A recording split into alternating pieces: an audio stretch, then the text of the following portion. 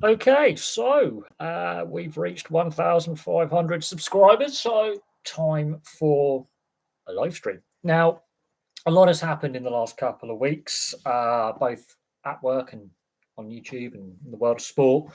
I've got a week off this week, so I kind of needed a bit of a rest and relaxation. So we're going to have a lot of live streams this week, and we're going to do a lot more sport history videos this week. But I want to cover a couple of things that are going on in the world of sport. Obviously, we've had all the European football finals, and hey, look, we had a first-time winner in the Champions League, and we can debate the pros and cons of PSG winning it, and their ownership and the amount of money they've spent, and how they've distorted the transfer market, and the pros and cons of the effect on French football.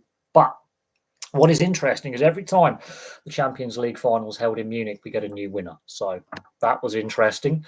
The last time a team wore their away kit in a Champions League final was Bayern Munich in 1999. They went on to lose. And there were some other fun trends as well. Bayern Munich, not Bayern Munich, PSG, that was the second youngest starting 11 since 1979 in any European final. The youngest was actually Chelsea in the Europa Conference League final against Betis. They were a few months younger on average age. The simple fact is PSG had one player over the age of 30 in their starting lineup, whereas Chelsea, the oldest player in their starting lineup, was 26. So that's why the average age gets a little bit distorted there. Obviously, we look at it and how the format worked for all the competitions, whether it's a good or bad thing with these constant format changes to the European club competitions. Is it truly the Champions League anymore? Because Inter were not champions of Italy, for example, this season, but they were last season, hence why they qualified. We look at the Europa League and the Europa Conference League and how clubs qualify. Should we bring back the Cup Winners' Cup, for example, which is a competition that I fondly remember from the 90s as a kid, and I think it was a mistake by UEFA to get rid of the Cup Winners' Cup, but that's another thing. But now the European football season has concluded. We've got the Club World Cup coming up, which I have no interest in. The FIFA Club World Cup, I have absolutely no interest in that. I already think we're playing too many club games as it is. If you look at it, the fixture congestion is a real thing. And you look at Manchester United 2 days after losing the Europa League final, they're playing post-season two-match tour to Malaysia. So, and we've lost FA Cup replays, for example. So make of that what you will, and debate amongst yourselves in that regard. I do think football was at a crossroads, or soccer to fans from North America and Australia. I do think the Sport Association of Football is at a crossroads. We've got an expanded World Cup next year in the US, Canada, and Mexico, and there's a lot of geopolitics going on with that right now in regards to what the rhetoric coming out of the White House in Washington, D.C. with their tariffs and talk of, their relationship with Canada and Mexico, the co-hosts. There's a lot of very strong rhetoric politically coming out of Washington, D.C. at the moment. And it's going to be interesting to see how that impacts the World Cup next year, which is an expanded tournament. And I understand why a lot of sports fans have concerns about the expanded tournament and the amount of games played and how that impacts the club season. And what we saw last summer, for example, with the Euros, how tired a lot of the players looked. A lot of sides looked very, very tired very early on in the tournament. There were some very, very tired performances and some very, very there was a lot of fatigue. I felt the tournament started really well, and as the tournament went on, the quality level did drop off.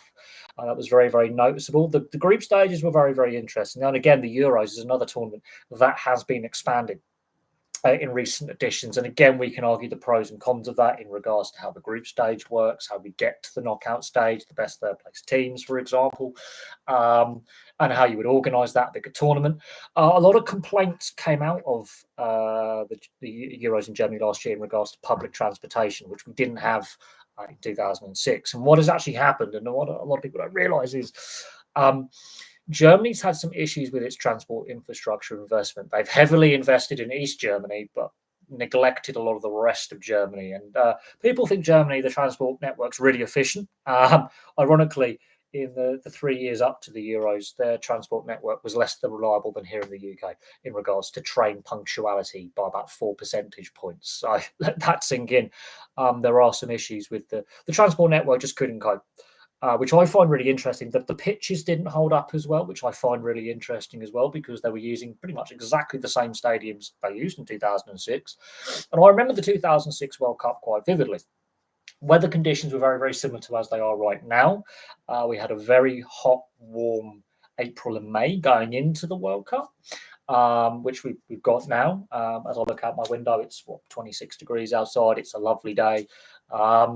And we had some thunderstorms during that tournament. We did have some thunderstorms during that tournament, but the playing surfaces held up a lot better than they did last year. So there's a few question marks. Again, in that regard, I'll be again playing, too many games. And the logistics. I mean, Dortmund. I mean, that became a waterfall, and those Danish fans had a very nice shower whilst under the influence of alcohol when that thunderstorm hit. But I found that quite interesting. The Euros in 2008 in Switzerland and Austria, we had very similar conditions to last year's Euros. A lot of thunderstorms, very hot, humid conditions. 2007 was a bit of a washout of a summer in Northern Europe. But 2008 was quite a warm, humid summer. Not on the same levels of temperature that we've seen in recent years since 2018, but it was quite a warm period of time. And there was a lot of thunderstorms, especially over Central Europe, a lot of heavy torrential rain. And it did impact a lot of the games. You could question some of the stadiums that we used in that Euros will be used in the women's Euros that start in next month, in a month's time. And so we're seeing a lot of reusing of stadium infrastructure that was upgraded in the 2000s for these tournaments, and they're being used still today. But it was an interesting look at things, and of course we've done all the club histories and we've followed every major tournament on this channel for nearly a decade now, and it's going to be interesting to see how the playing surfaces hold up a bit later in the summer, because the Women's Euros takes place in July rather than June. So that's going to be very interesting. It's going to be interesting how the weather impacts the play and the teams and the fatigue levels and the pace of the game. What I've noticed over recent tournaments is obviously we've seen different styles of play and intensity levels, and youth of teams. A lot more younger players are getting international call-ups earlier. So we are seeing a shift where the idea is to get younger and faster. Inter were exposed, obviously, in the Champions League over the weekend on Saturday by a much younger PSG side. I don't think Inter's formation was the problem. I think it actually was the general age of the team and the fact that PSG were just younger and fitter and quicker. And we're seeing this in a lot of sports. A lot of sports now. We're seeing it in the NHL. There's been a trend with more players below the age of 30 now in the NHL than above the age of 30 for the first time ever in the last few seasons. We are seeing this shift where directors of football or directors of rugby or general managers, when it comes to the major leagues in the US and Canada, are looking at players and their squad setups and having more youth. And they're going with youth and agility and speed a lot more in a lot of the team sports, which is very, very, very interesting. We are seeing a shift, and also some in some of these sports, players retiring a lot sooner. Now, you could argue the wages are higher, so they're better compensated earlier in their careers. So their earning potential is higher now than what it was before. You could argue wage inflation is a little bit out of control. You could argue that looking at some of the salaries, some of the top end athletes are commanding now. That debate are athletes getting overpaid. Some sports are criminally underpaid, in my opinion, and people don't realise how underpaid on average some of these high-profile players are. But we are seeing a massive explosions in salary caps and salaries for players, and revenues as well. Some leagues are making record-breaking revenues, even with what we've seen since 2008, the financial crash, and ultimately that financial crash and recession in the late 2000s, early 2010s. Even so, some sports are still their wage growth and wage inflation in regards to that growth in real terms is ridiculous. So for the NHL, for example, the salary cap in the NHL will break the $100 million mark in the next couple of seasons. It's projected to. It's going to explode massively. Now, I'm not an expert on sports finance, but some sports are not being run in a way that is financially sustainable with some of the salaries. I could use rugby league in the UK and France as an example, where the salaries have stayed flat for 15, 20 years. And a lot of the teams are struggling financially. The same could be said in rugby union outside of France, is that just isn't the money. Oh no, Reading have been saved. They've got new ownership. They're no longer in that perilous situation. They've got new owners now. It's still a tough road ahead because they've lost a lot of good players. They're having to rely a lot more on younger players and free agents just to build a squad. But the deadline passed. They've given an extension. I actually happen to work with a lot of Reading fans. Some of them are season ticket holders, so I'm more abreast of the situation than other clubs that are going through difficulties. But no, Reading's situation has been resolved, but it should never have got to that situation. I think it was badly handled from the beginning. It was badly handled. I think we can all agree on that. I think that the EFL has to take a significant portion of the blame. Considering that we regularly criticise the Premier League, and I'm regularly critical of the Premier League and their fit and proper persons test and how they implement the new spending rules, the PSR rules as they are known now, not the financial fair play rules that were sort of scrapped. But the Premier League blocked Dai Young from buying Hull City at the time, and a year later, the EFL passed him fit to buy a football club, even though the Premier League, within the same league structure, said, no, he's not a fit owner of a football club. We're blocking his attempted takeover. Within 12, 18 months, he buys Reading. So there has to be questions asked of the Football League. This is not the first time we've had to have this discussion. We're not quite at 2,000 yet. We're not quite there. We've got 499 subscribers to go. Although I will point out that obviously super chats are obviously available, and I've set a goal for the first time on a live stream to see if we can get at least 5 super chats of any denomination, because that will go a long way into purchasing. Because I've got to find a Burnley shirt from somewhere. I don't know where I'm going to find one. It's going to have to be secondhand. It's probably going to have to be on eBay or Gumtree or Free Cycle or something like that.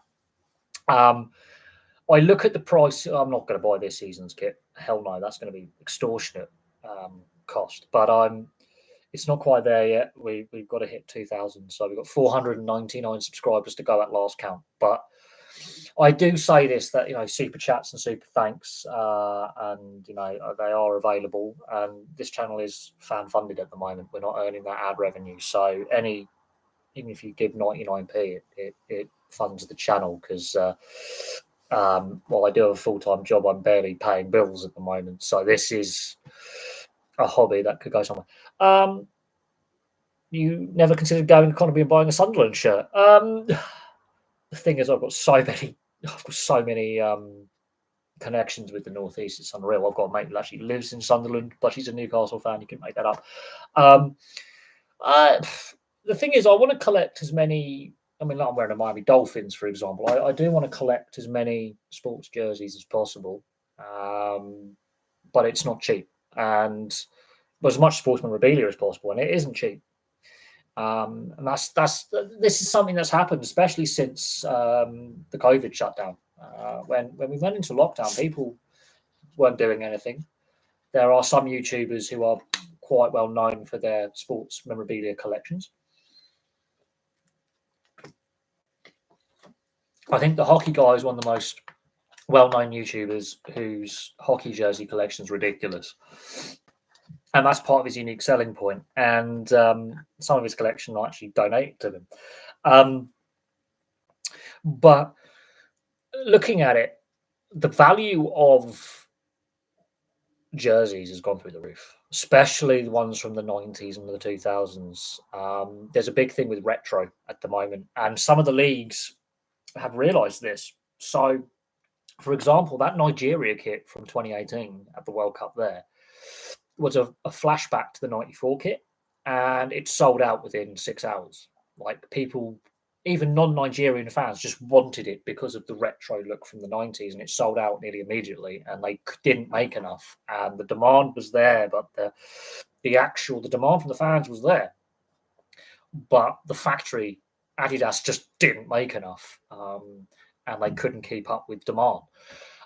So they were a hot ticket. And then some other clubs have realised we can have funky designs and one-off retro designs, and then fan designs like Pescara. I mean, a couple of years ago, Pescara came out with a fan-led idea where they get school kids to design the kit. And this kid won the competition. And Pescara, their logo is a dolphin, and it basically was a massive dolphin, a multicolored dolphin on the shirt. And even though Pescara is not a big club in Italy, that sold out. Buffon, he's retired. They re-released Buffon's goalkeeper kit for Parma, and the prices they were asking for that was ridiculous because Buffon re-signed for Parma, and to go back to his boyhood club, and they re-released the goalie kit as the starting goalkeeper kit that he debuted in back in the 90s, and they couldn't make them quick enough, so the price was really, really high. Best retro kit. The Nintendo Fiorentina. I'm sorry, the Nintendo Fiorentina. Potentially the Pirelli Inter Milan's another good one. Any of the Parma ones. And then if you want to talk about international jerseys, the 86 Denmark is quite a good one, made by Hummel, because that was a really brash design, even for the 80s. You could argue Euro 96 England home. That was a fun design. You've got some of the Germany ones. Both East and West and United Germany, they're quite desirable. I think Slovenia Euro 2000 is quite a rare one. Their first major tournament, that's a rare one. You've got the German green away kits of the 80s, 82 and 86. They're quite iconic. Argentina 78, the Lecoq Sportif, which I think is better than the Adidas one. The Adidas 78, I think is a better one than the Lecoq Sportif that came in the 80s. The 78 Argentina. The Dutch kits of the 70s are quite iconic, especially Cruyff 74 with the two stripes, because he was sponsored by Puma, not Adidas, and Puma and Adidas are set up by rival brothers from the Dassler family, and there was a contract dispute because Cruyff his personal sponsor was Puma, and Adidas was the kit supplier, and so as a compromise, Cruyff's number 14 has two stripes, not three. So that's something that's a collector's. If you are a collector, you keep your eye out for, and then it's an authentic. If you get a replica 74 Cruyff, you will know it's He was there was a weird contract dispute, and his standing in the game, the work around it was we'll have 2 stripes instead of 3. The Dassler family of Adidas and the Dassler family of Puma, they came to an agreement where, okay, we'll make a one-off unique kit solely for Cruyff. But there's some really iconic ones like Cup Winners' Cup PSG. You've got the late 80s Napoli, the late 80s AC Milan. There was a funky Udinese one I seem to remember in the 2000s. Very funky Udinese one. And then you've got some of the kits from the 90s, like Liverpool's hideous green and white halved Carlsberg FA Cup final, 96 FA Cup final kit was grim, but is iconic. Man United's blue and white Sharp Viacom from the 96 season. Man City's black and red AC Milan away kit. You have Blackburn Rovers black and red halves away kit from the Premier League season. You have I'm gonna say I do remember the mid-90s Adidas Carlsberg Liverpool.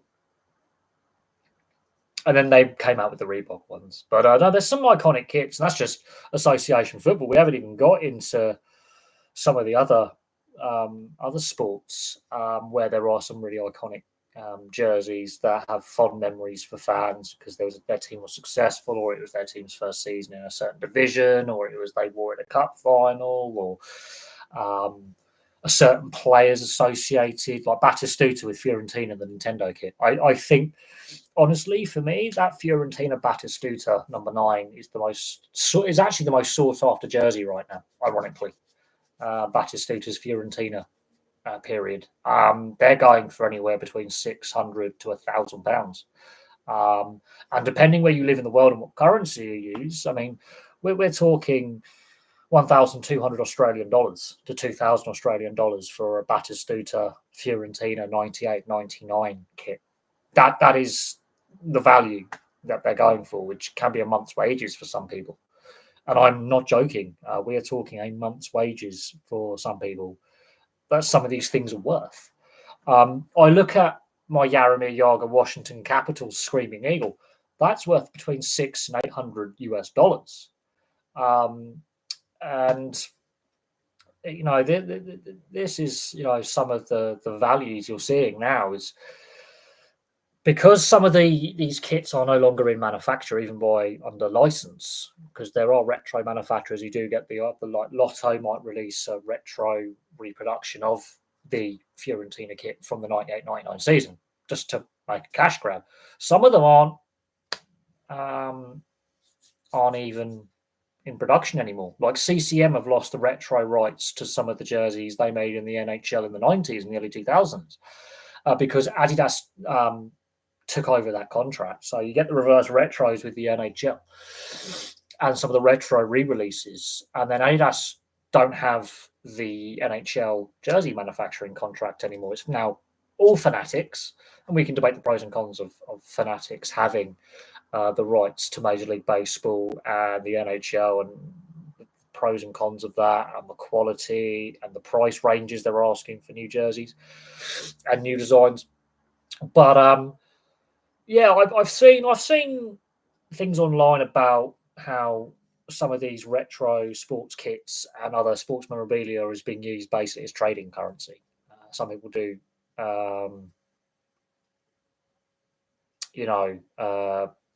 they have got value and people have realised value. I mean, there was a guy, I think it was last year, who had a Wayne Gretzky NHL rookie card from 1979 that sold for like over $2.8 million. He retired straight away. Like, that's him retired. That's his retirement fund. Like, he didn't have to work ever again. That was just found in his collection. He didn't realise it was that valuable. And so, yeah, it's not just the jerseys. It's the hats, the scarves, the posters, the books, the trading cards. Like, that kind of thing, like, baseball and hockey and the sticker albums, anything you can think of that's sports related in regards to what you can buy in a club, like magnets, hoodies, you name it, anything you can think of that you can buy associated with a sports team is valuable. So, for example, I've got some Vegas Golden Knights gear. I've got Arizona gear now. Then, obviously in Utah, I've got Jets gear. I've got Washington Capitals. I've got a few other jerseys as well, but I've got jerseys. And the one jersey I wanted to get my hands on was an Adidas Kachina, so the last jersey that the Arizona Coyotes wore, and the original CCM Kachina from 1996 to 2002. They are, even one that's a bit damaged is still $300 to $400. They are so rare that when Adidas and the Arizona organization went, we want to go back to our original logo and our original design from the 90s, Adidas were like, oh yeah, sure, we'll do that. And then they just sold out rapidly and they couldn't keep up. One of the most popular, and that's why actually the team was turning a profit in the last 2 seasons, is their merchandise sales were ridiculous. They had arena issues, but people wanted to collect the new Kachina. And when they found out Adidas was going to discontinue with the contract and that Fanatics was going to get the contract, fans were like, we want to get as much Adidas gear as possible before they stop making it. Now, you can still find clearances and you can find websites that deal with bankrupt stock that wasn't sold on the NHL website, and you can find them discounted and cheaper. But to get a CCM Kachina from the 90s, early 2000s, that's nearly a month's wages for me. That's ridiculous. I want to get one, but I just physically, I cannot afford it unless I get some financial assistance from someone. I can't afford it. Up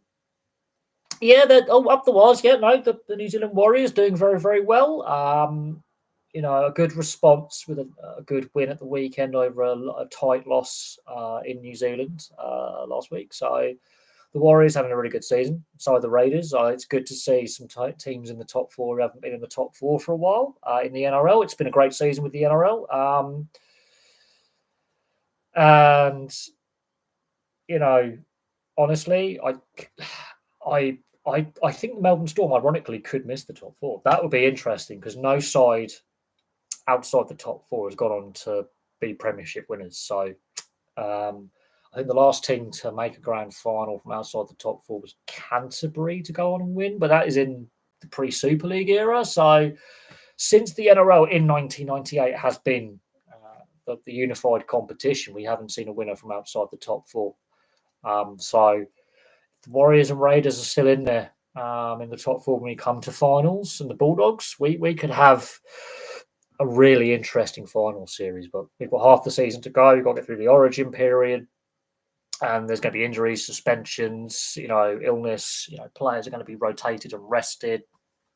It's going to be really interesting to see how the Warriors continue. The 1990 England blue design. Yeah, but Italia 90 has a lot of fond memories for a lot of people older than me. So, like my sister's age and older. There is a lot of nostalgia with Italia 90 and Euro 96. So I remember Euro 96. I was only a baby when Italia 90 took place, but when I look at the documentaries and I look at how not only England fans, but football fans in general across Europe and South America have very fond memories of Italia 90. It's just, that is the moment where football really goes global. And then USA 94 is where it breaks the US market. And now we have 20, 30 years later, we are where we are in regards to the club game and the international game and the financial beast that association football has become and the growth of the game across the world. Those are the two World Cups that really are a turning point for the international game, plus Euro 96. The 90s was a key turning point for a lot of sports. And I'm going to do videos on the NBA. I've got to do a video on Larry Bird and the NBA. One of the previous, I think it's Larry O'Brien, one of the previous commissioners. There's a key turning point for the NBA in this period as well. It's not Michael Jordan, it's Larry Bird.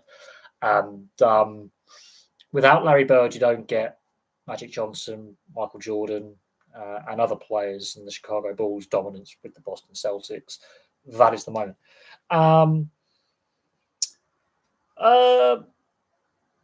Great, the GB London 2012 football are hard to get. They are very hard to get.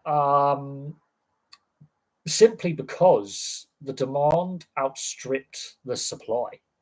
They just didn't make enough. And I remember the Olympics in 2012. I was spending a lot of time in southwest London where my girlfriend at the time lived. Her mum worked at the rowing events, and one of my mates in the army was at the beach volleyball because the army got called in to help out with the volunteering. So 2012 is one of those major sporting events that lives because I actually saw the Olympic torch relay go past my house. Literally, where I was living at the time, the torch relay was actually passing where I lived. And so I walked out of my road, went down the road, past the local park on the main road. There was the torch relay. And so I actually felt a little bit part of that Olympics in a weird sense because my partner at the time, my mum, was volunteering at Eton Dorney on the rowing. And a friend of mine in the army, his leave got cancelled, and you've got to imagine a lot of Scotties will not be happy when their leave's cancelled. But they were given the option: we need you to help out. Here are the events. Pick your event. And they, for some reason, a bunch of Scotties picked beach volleyball, so especially the women's beach volleyball. And yes, I did catch my mate on the TV with the beach volleyball, getting a quick peek. Don't blame him there. But 2012. I had some merchandise from 2012, and I gave it to my friend to give to his son. So. But no, 2012 lives long in the memory. And I can't believe that was 13 years ago. That's just ridiculous. 13, was it? 13 years ago was the 2012 Olympics. It seems like yesterday. But that was a fantastic Olympic Games. We talk about the Olympic legacy with a lot of these Olympic Games and what they were very keen with Paris and with a bigger extent with what's happening in LA is they want to reuse as many existing sporting facilities as possible to save money, to save a lot of money. The Chinese knockoffs, I've seen a lot of fake stuff out there in regards not just to sports. Sports, obviously, yeah, but I used to do a lot of car boot sales when I was younger. I used to help out with my mum when we were doing car boot sales because we were having a massive clear out. We had a lot of stuff to sell on because my brother was little and we had a growing family at the time. And so we needed to make a lot of space. We were in the process of, we just moved house. And so we needed to get settled. And, my sister had moved out. So we were going through and selling a lot of stuff. We are going back a long time. And then I used to help out my mates with car boot sales as well. And the amount of fake knockoffs were ridiculous. Did I do a Rayo Vallecano? I've got to double check with my club histories. I'm going to have to check with my club histories because I want to do a Pisa video. I want to do a Karlsruhe, Germany. There's a couple of German clubs I want to look at.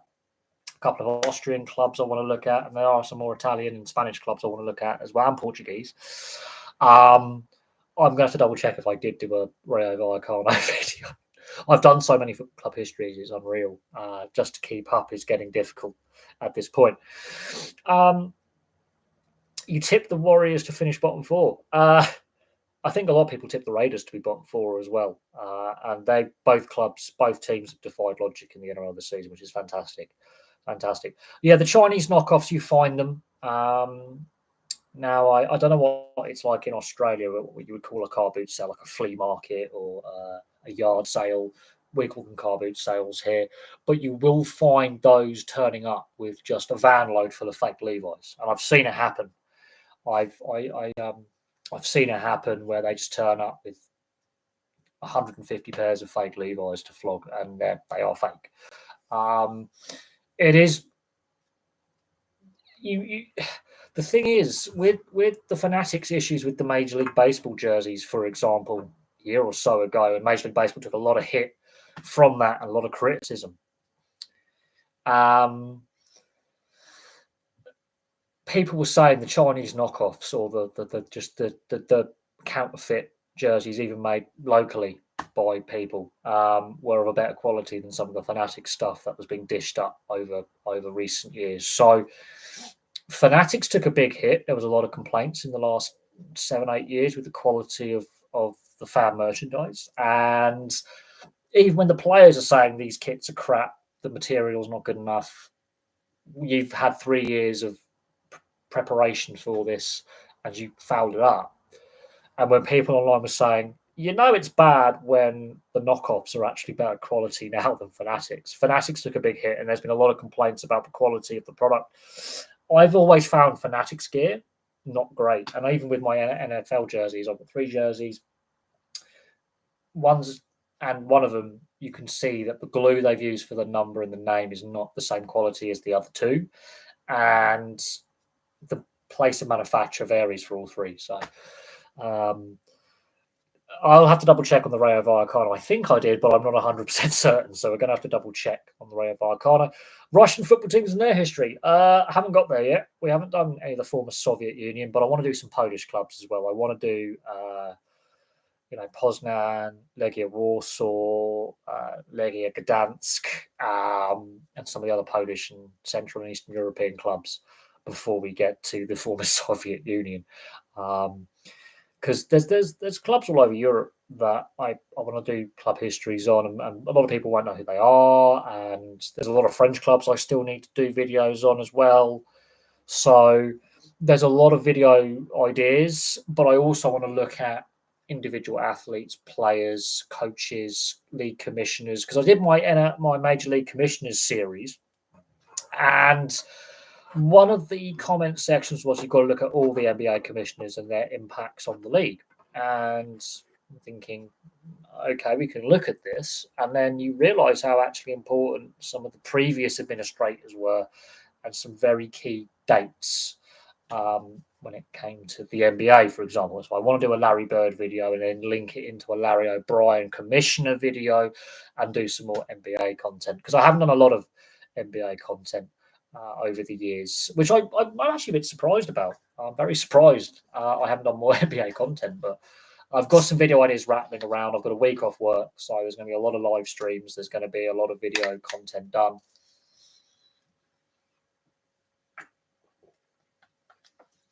And so, yeah, I've got some video ideas. I've got some other stuff to do outside of YouTube, some personal admin stuff, and sort out some financial stuff. But when I have time, I will be looking at doing a Larry Bird video, the Dream Team of 92.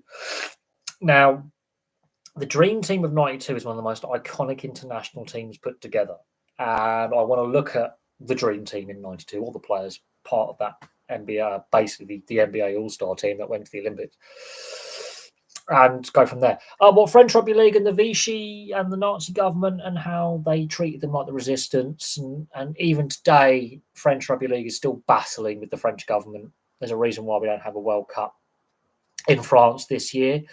The French government pulled the funding, which I think was a massive mistake. But at the same time, Australia stepped up for next year.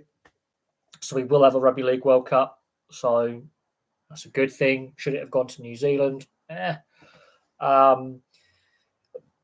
think the NRL is leading the way in growing the game internationally. I think it's a big shot in the arm to get England Australia at the end of the year, 3-test series. I'm really looking forward to that massively. But I will have to look at the history of rugby league in France. I think I might not have done a video yet. I can look at it, and I can definitely give it a look-see. It's amazing to me that no French players have played in the NRL yet. There's some good, young, talented French players that I think could give the NRL a really good crack. Is it a cultural thing where they don't want to leave France? Is it, is there enough talent in the French game? Considering how good rugby union is and how many players from around the world play rugby union in France in the top 2 divisions, where you can get paid some good money, some fantastic money. But no, I will have to look at the history of rugby league in France. I really will have to do a video there and look at it, because what is interesting is in the UK, we invent the sports. The French take the sports and make international tournaments out of them. So I find that really interesting. The UK and France.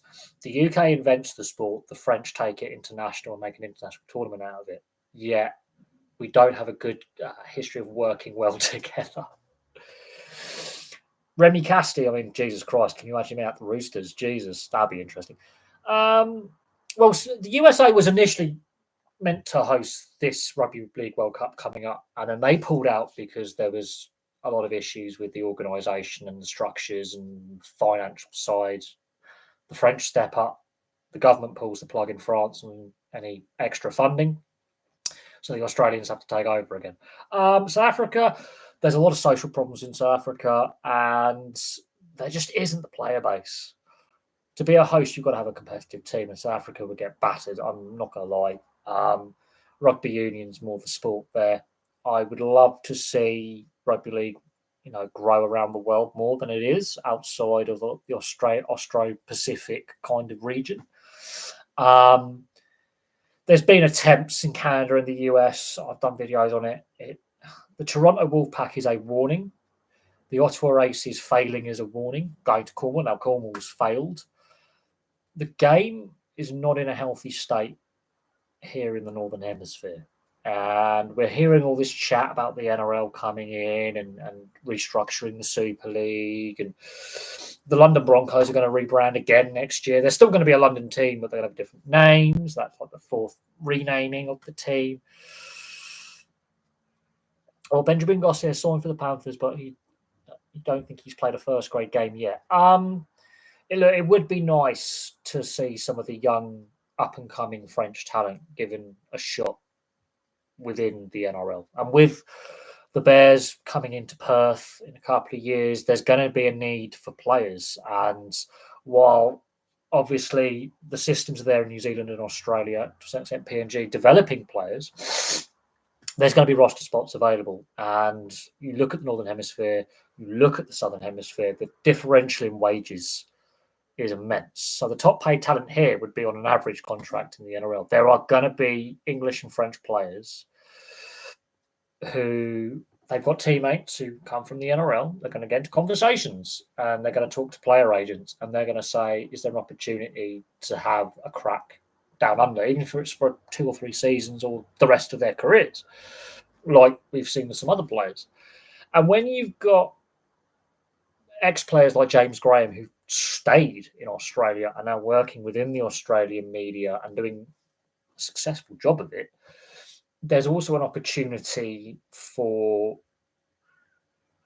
like a pathway for more players to go. I mean, just look at it. I can see the fear I have is that rugby league in the Northern Hemisphere is going to be, they're going to scavenge the best players. They're going to gut the best rugby league talent and take them down under.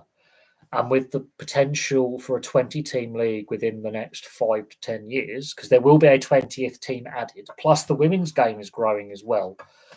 I'm not... Yes. Nick Politis is very, very interested in investing a large sum of money in Salford and renaming them, but he needs a bit of a lesson on geography of the Northwest, because Salford's not Manchester. It might be part of Greater Manchester. It's a separate city in its own right. The London Broncos are going to... so there's a lot of debate around that, but that's an ongoing... There's a lot of speculation and no hard facts. We've heard a lot of press conferences. We've seen Super League executives and Super League chairman at the Vegas games, and just Rugby League chairman of pretty much every club, to be fair. We know there's meetings taking place. There's a proposal put on the table for a 10-team league, which I just don't think is good enough. I think it needs to be a 14-team league. But the fear I have is whatever the structure looks like, the best talent is going to be carved off and taken down under in numbers that the game cannot sustain. Should the Super League play in the winter instead of summer? Well, the idea was to stop clashing with association football, but the problem is when you play in the height of summer, you don't get the best quality rugby league. I've always said that. I mean, there's a reason why the Aussies play in their winter, and right now the East Coast is quite chilly. They are starting to go into their winter, but we saw at the start of the season there was like an Indian summer in Australia where it was really high temperatures, even down in Melbourne, where they were playing in 30-degree heat, and you could definitely see that was impacting. Players were cramping up, players were struggling. It made for some entertaining rugby league because there's a lot of mistakes, but there's a reason why they don't play in summer. I think another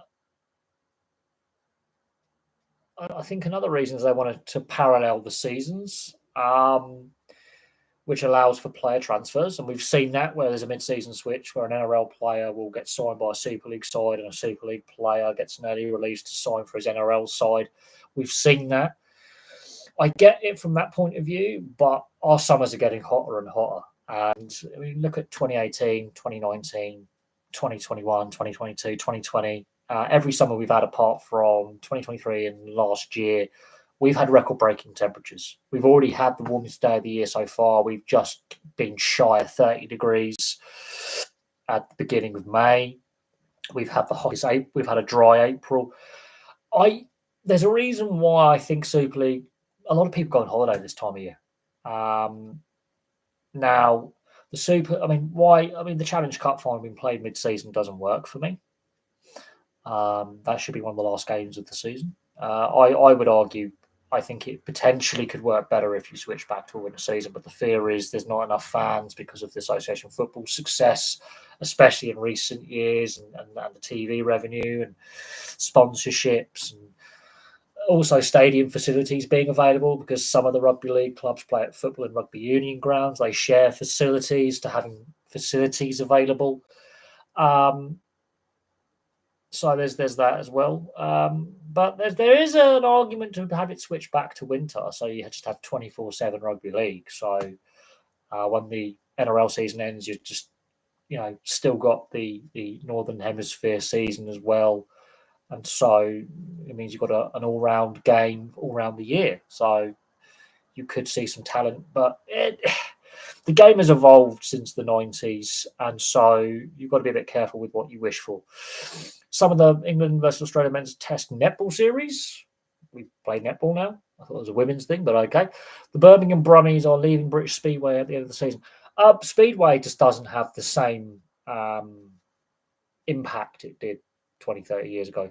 Speedway's struggling in this country now. It's not as popular as it used to be.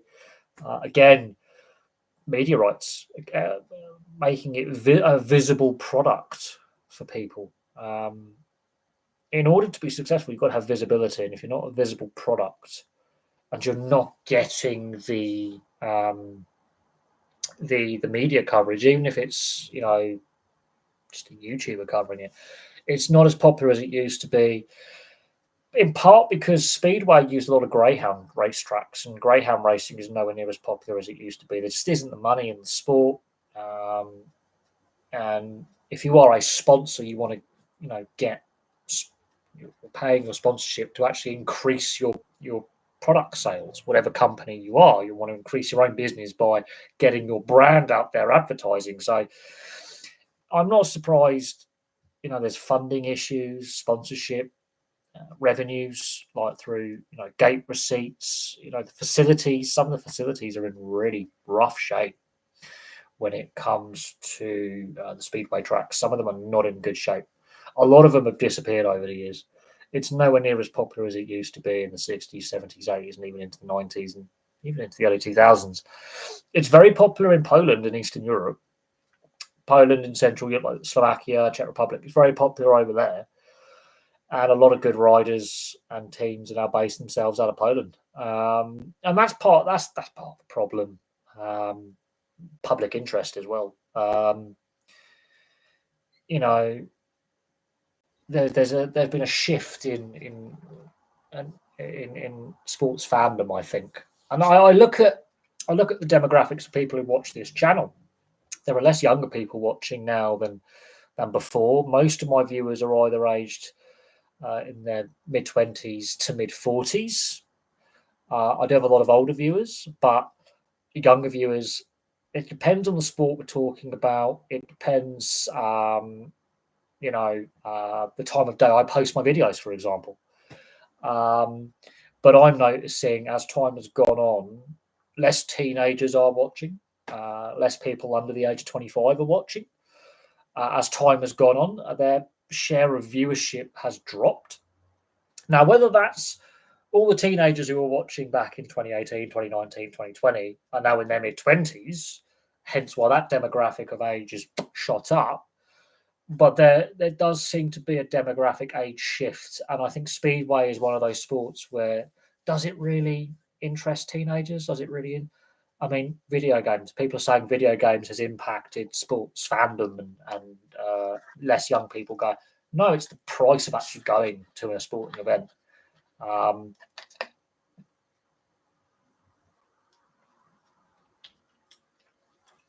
But at the same time, is Speedway is that a sport, especially a motorsport, that appeals to young people? Does it appeal to young people? I don't know. I haven't followed Speedway for a very, very long time.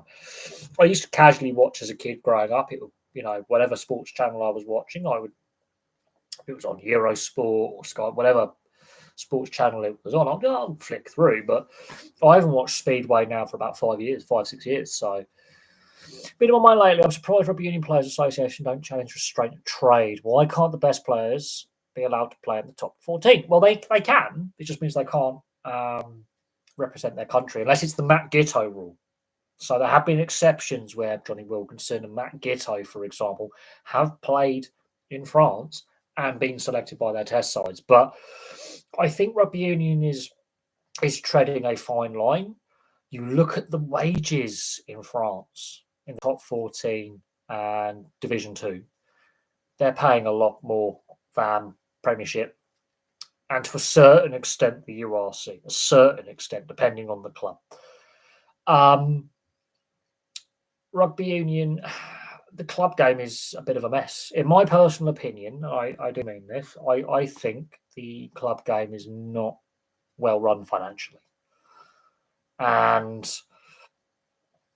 look, I mean, yeah, the thing is, Wales and Scotland, but Northern Ireland's covered by Ireland by their union, but you've got 3 unions where the teams play in the URC, and then you've got 1 union where you've got the Premiership and then the structured system below that. And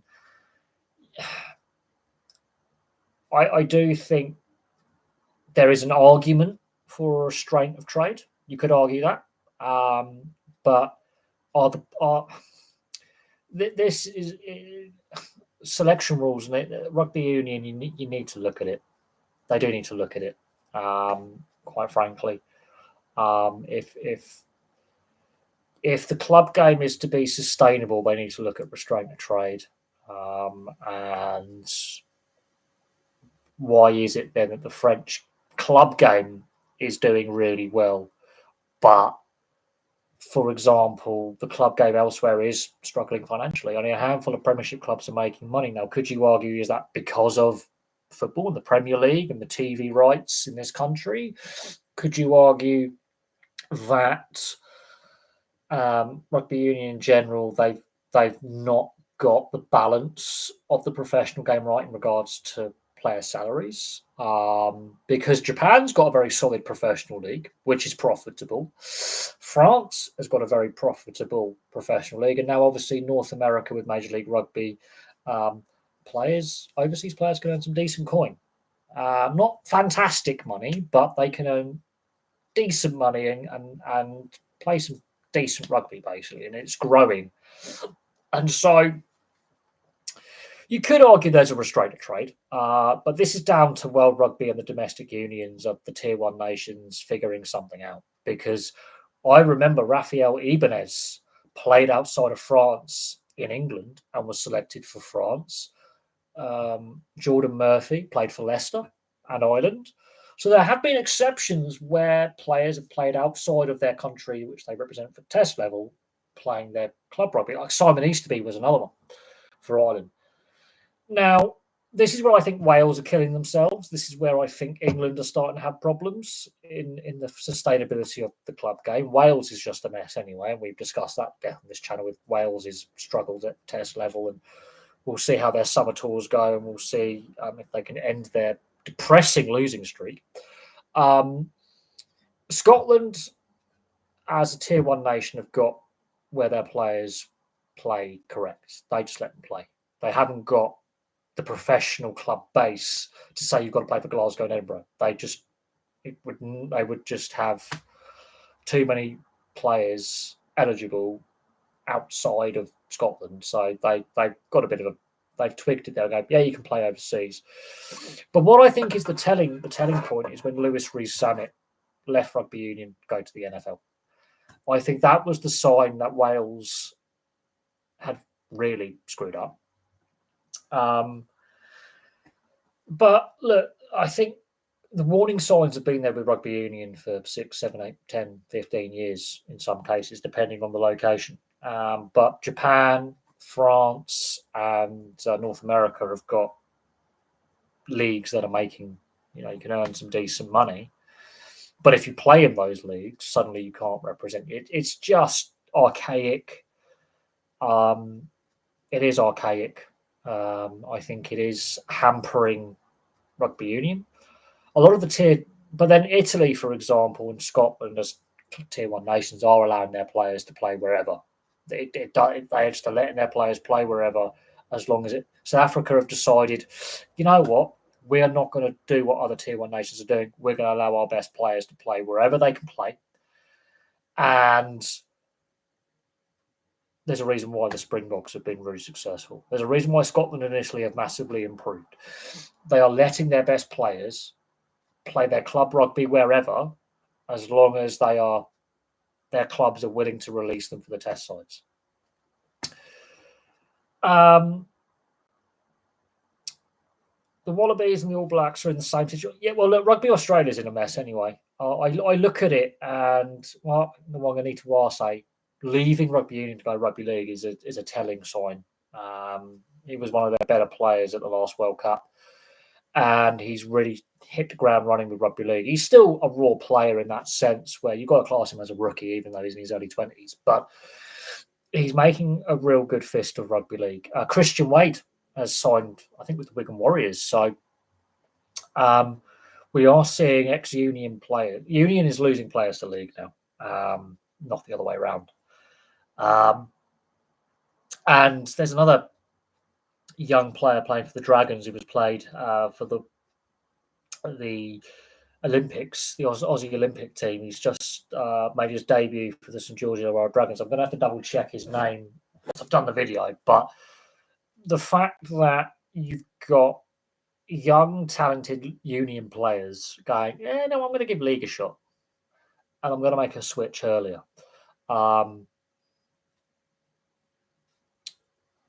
Nathan Sullivan?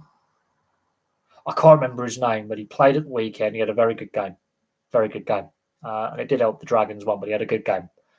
But yeah, there are a lot of Aussies playing in Major League Rugby, and South Africans for that matter, because they can get paid. They get to play professional.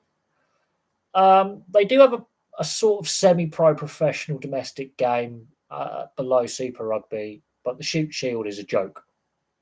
It is. They have to have second jobs in order, and a lot of them are students. And so if they don't get picked up by a Super Rugby franchise or noticed on a centralised contract by the Wallabies, then they want to stay as rugby union players. They've got to look overseas. And unfortunately, Rugby Australia has made a lot of blunders over the years, and yet they're offering these contracts to Suaalii, for example, Israel Folau in the past, where they're trying to lure these rugby league players to play for Australia on big money. Now, whether Suaalii stays in rugby union past the World Cup in 2027,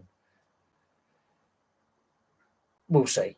But we'll see what happens. Nathan Lawson, yes. Yeah, I think he had a good game on his debut. I think Mark Nwanga'Nituwase's, had that little bit of a head start because he debuted last year at the end of the season, and he's basically played pretty well this season. And he's playing with confidence in a a side in transition with the Roosters, but I think he's playing well enough that he's earned his spot. And they've tried him in centre at fullback and a wing. He looks better on the wing just because defensively it's a bit easier for him. I think another full off-season, pre-season, I think he'll be a centre, and then they're going to figure out his winger. They might transition him to fullback, but he's a very talented player. Nathan Lawson looks talented. I think he's going to do really well. He's a bit of a smaller winger, but he's got pace and he's got agility. So I think he'll be a bright spot for the Dragons for the future. The NRL salary cap is going to go up. It's a question of how much and how they do the salary cap, especially with expansion on the way in the next couple of years, which is going to be interesting. But the AFL and the NRL are pitching talent from rugby union, and that's been going on for a long, long time. I'm going to take my hat off. My hair's a mess. I don't care. I've got bed and hat hair. And I don't care. My hair's a mess. I'm going to have a haircut tonight. I think the Shoot Shield is just running rugby. It's entertaining though. It may be entertaining, but it's not on the same level as South Africa with the Curry Cup. It's just not on the same level. If you were to get a Curry Cup side and a Shoot Shield side, it's going to be very one-sided. The South African Union realised that there wasn't the money in South Africa to keep all their players playing in South Africa. And so they let their players play wherever they can play. They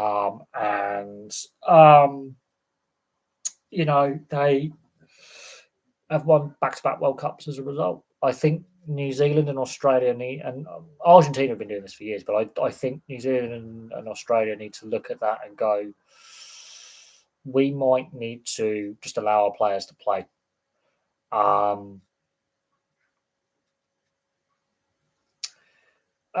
Do I think NRL expansion is a good idea? It's happening whether we like it or not. I think it's good.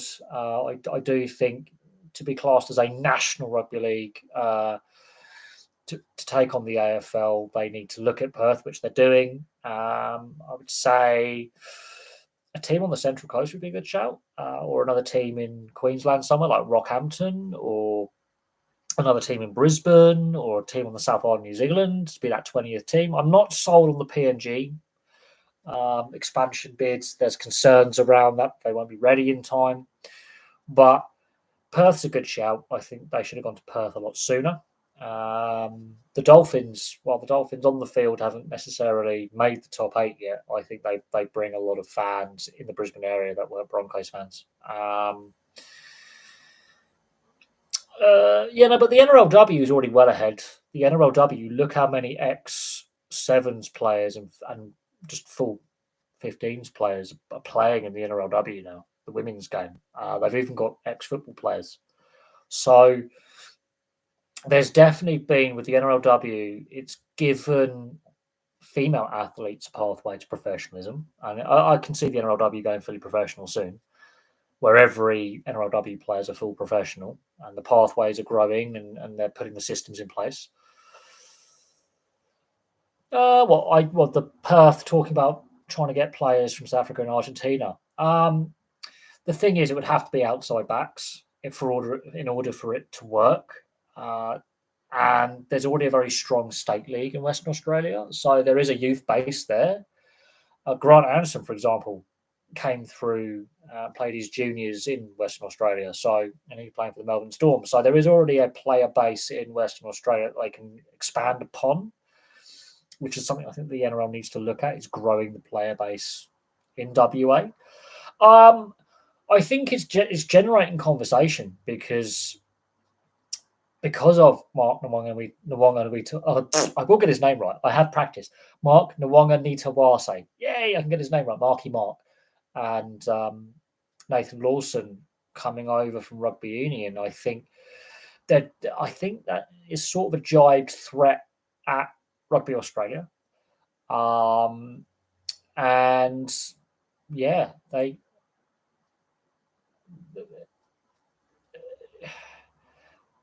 the NRL's got money to spend, whereas rugby union doesn't. So unless a lot of the Argentinian players play in Europe and a lot of them play in France, so that's where the money is. And a lot of South Americans, Uruguayans and Argentinians and Chileans play in Major League Rugby as well, because that's where the money is. If you've got an NRL team saying, look, do a couple of pre-seasons, come over, we can pay you more than what union can pay, more. Perth as a city is growing rapidly. It's a cheaper place to live than Sydney, Melbourne, Brisbane. It's a very young, vibrant city in regards to average age, things to do. That's going to turn some heads. It is going to turn some heads, and it's going to be very interesting to see how rugby union combats that threat. But I think that's also a little jibe to Rugby Australia going, we think the South African youth system and the Argentinian youth system is better than yours. We're already nicking some of your young players at school level and senior test level. We've nicked a couple. We're going to nick more. But the quality you're producing, we're going to look at some of your rival nations and go, we're going to offer them as well. I think that's a jibe just to rugby union in general in the Southern Hemisphere. But the women's NRLW, they've taken quite a few 7s and 15 players from Aussie and Kiwi setups and put them in, and they're doing really well. So that just tells you all you need to know is the NRLW and the NRL is a pathway. And this is something that the unions need to wake up to. I'm a fan of both codes. I've played both codes. Obviously, I grew up watching both league and union. I played both league and union, more union than league, but I'm more of a fan of league over union in that regards. It's an easier game to play. Defensive systems are a bit different. And as for me, I'm a winger / outside centre / fullback. So fullback and wing is quite simple to transition. But centre is a lot different because you've just got left centre, right centre. And when you're an outside centre, you've got to cover both sides of the defensive attack and defence. So it's an interesting one when you've got to learn the defensive side of the game a bit more. But so we'll see. AFLW is poor. They need to make the field smaller or something drastic. It's harder. They expanded too fast, too quick. That's their problem. They expanded too fast, too quick. This is where the NRLW's got it right. I'm not having a rugby league bias over Aussie rules because I do love Aussie rules. I will casually watch a game. I haven't watched a game for a few years, mine, but I am a casual observer these days. I used to watch a bit more religiously back in 2017, 2018, 2019. But the NRLW has been done slowly but surely, whereas the AFLW was just every men's team's going to have a women's team, bang, and they just haven't got the talent. That's why it's hard to watch, is they've expanded too fast, too quick. I'm not saying every AFLW player is bad, but they just don't have the talented player base at the elite level to do it. And the NRLW has been a bit more slow and cautious in its growth. Canterbury joined this year for the first time. The Warriors are coming back for their second stint because obviously COVID, they pulled out. And I think Penrith have got a bid in place for the next couple of years, but I don't think the NRLW is going to expand until the next TV deal in two years' time. So we're going to have another bedding in period with these new teams for another season. And then I think 2027, 2028, we're going to see further expansion in the NRLW. But they're doing it slowly but surely. They're not rushing it like the AFLW. That's where it's gone wrong. Also, they have got some slight rule variations with the NRLW over the NRL, which I think has worked really well. Yes, I'm well aware that the West Australian and Channel 7, they did a bit of a hit piece, not just on the Bears, but on rugby league in general. A lot has happened since the 90s when we last had an NRL team or a team in Perth at the top level. The economy's changed. The demographics have changed. The AFL's obviously got the Dockers and the West Coast Eagles. And so you've got one team that's never won a flag and one team that's been quite successful. But there's been a lot of negative headlines in Perth with the AFL. You know, Ben Cousins and the Western Coast Eagles. There's been a lot of rumours of that team having a bit more than just a few beers after a game over the years. So there's that. What impact would a Perth team have on Western Force? Rugby league fans are generally not rugby union fans, and vice versa. There's generally a very big class divide. You don't tend to find people who follow both sports. I'm a rarity. I don't think that will have a massive impact on Western Force. I don't. Rugby league fans are more working class. Rugby union fans are more middle class professionals. Although saying that, you've got the Roosters and they're quite a middle class fan base. But generally speaking, you will not find a league fan who's also a union fan. It's very rare. You might find a bit of crossover, but I don't think it's going to impact it too much. There's a lot of people from the East Coast who moved to the Perth Metro for work. So they were already rugby league fans from back in, back east. And they've taken their rugby league fandom with them. You'll notice it at State of Origin, and you'll notice it when games are taken on the road by clubs, where you will see jerseys of every team going. Same in Northern Territory as well. When games are taken to Darwin and games are taken to Perth, you see every jersey going from every NRL team and Super League teams. So I don't think it's going to impact the Western Force too much. There are working class union fans and there are middle class league fans, but when you are a league fan, you're rarely a crossover of both, unless you play both sports. Well, can I explain the reason in England who follows rugby over football? What's the reasoning for it? It's more pronounced in certain parts of the country. So Northern England's quite interesting because places like Wakefield and Warrington are rugby league towns surrounded by other towns and cities where football's the main thing. Whereas Merseyside's football, whereas Greater Manchester's a bit of a mix, and Lancashire's a bit of a mix, and then you get Yorkshire and it's a bit of a mix. It's really weird. And then rugby union's strange because in the Midlands and the South East, it's a mix between rugby union, association football. Obviously, you've got the London Broncos in London, so you've got a rugby league team down there, cricket. And then you get to the West Country, and while there's some professional football clubs, it's rugby union. Rugby union is the dominant sport. It's a very regional thing. For me, I mean, look, we've also got professional ice hockey in this country as well. So there's a lot of professional sports, but for the most part, rugby league's more of a northern English sport in regards to fandom. Rugby union's more Midlands and Southeast. But the Southwest is where a lot of the English players are actually from, ironically.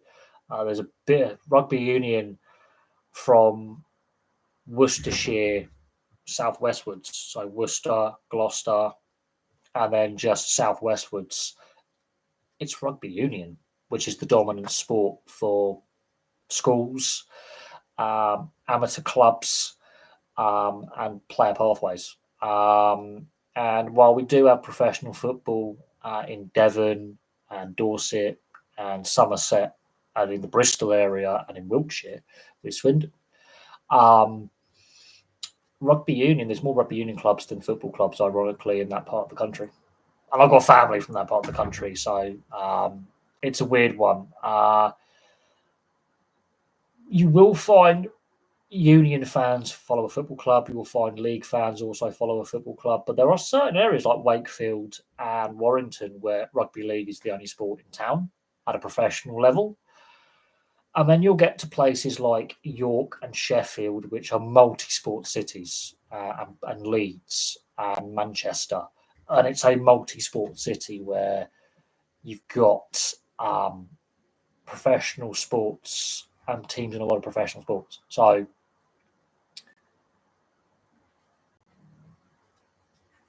that, again, is a difficult one. I mean, is it classed as well more wealthy people sport union? There's a stereotype that all rugby union players and all rugby union fans are middle to upper class, which is not the case. The original reason why rugby league and rugby union split in 1895 is partly to do with class and wealth, but also a lot of players who played in the north who played rugby were from all backgrounds, but they had day jobs. And if they got injured, they couldn't do their day job unless they were like a lawyer or an office clerk. So they demanded to get paid for their appearances in case they got injured, so their match payments could cover them if they were off work, because this is before the welfare state. And so this leads to a bit of a disagreement at RFU headquarters in Twickenham, which wasn't the headquarters at the time, ironically, where they go, no, it's meant to be an amateur sport. You pay to play, you pay your membership fee to your club, you don't get a salary. And so the northern clubs, predominantly, although there were some other clubs around the country, went, nah, this is not going to work for us. We're going to have our own version of rugby. And then the rules changed slightly. And because they've got to pay the players, they've got to get the fans in the stadium to make it exciting. And so that's where we get the 13-a-side games. There's a little bit more space on the field. And we get the rules that we see today to speed up play, to make it exciting, and to keep fans engrossed in the game. Now, yes, you want to target more higher-end fans. This is where I think rugby league is getting it wrong in this country, is they haven't really marketed the sport to the wealthy. They haven't marketed the sport to the US in the right way. This is where I think the NRL's leading the way. But in regards to rugby league in general, the majority of the fan base is working class. A lot of them are professional working class, like the tradesmen, like carpenters, plasterers, painters, builders, that kind of thing, plumbers. And a lot of the players come from that background. But then you've got some players from a more middle-class background, like Jeff Tuvey. He's an accountant. That's a very middle-class profession. So it's an interesting one. I think it was the simple fact that a lot of the players from the south of England at the time in 1895 were of the landed gentry, where they had an independent income, whether they were property owners or their jobs were, if you did break your leg, you could still work in the office as a clerk, as a lawyer, as an administrator in whatever company. You were less likely to be a factory worker. Plus, the wages are generally higher in the south than the north, and that has been a case for a long time, although not always strictly true. There are some very service-orientated communities in the north, and some very high hub. Leeds, for example, is a massive banking hub.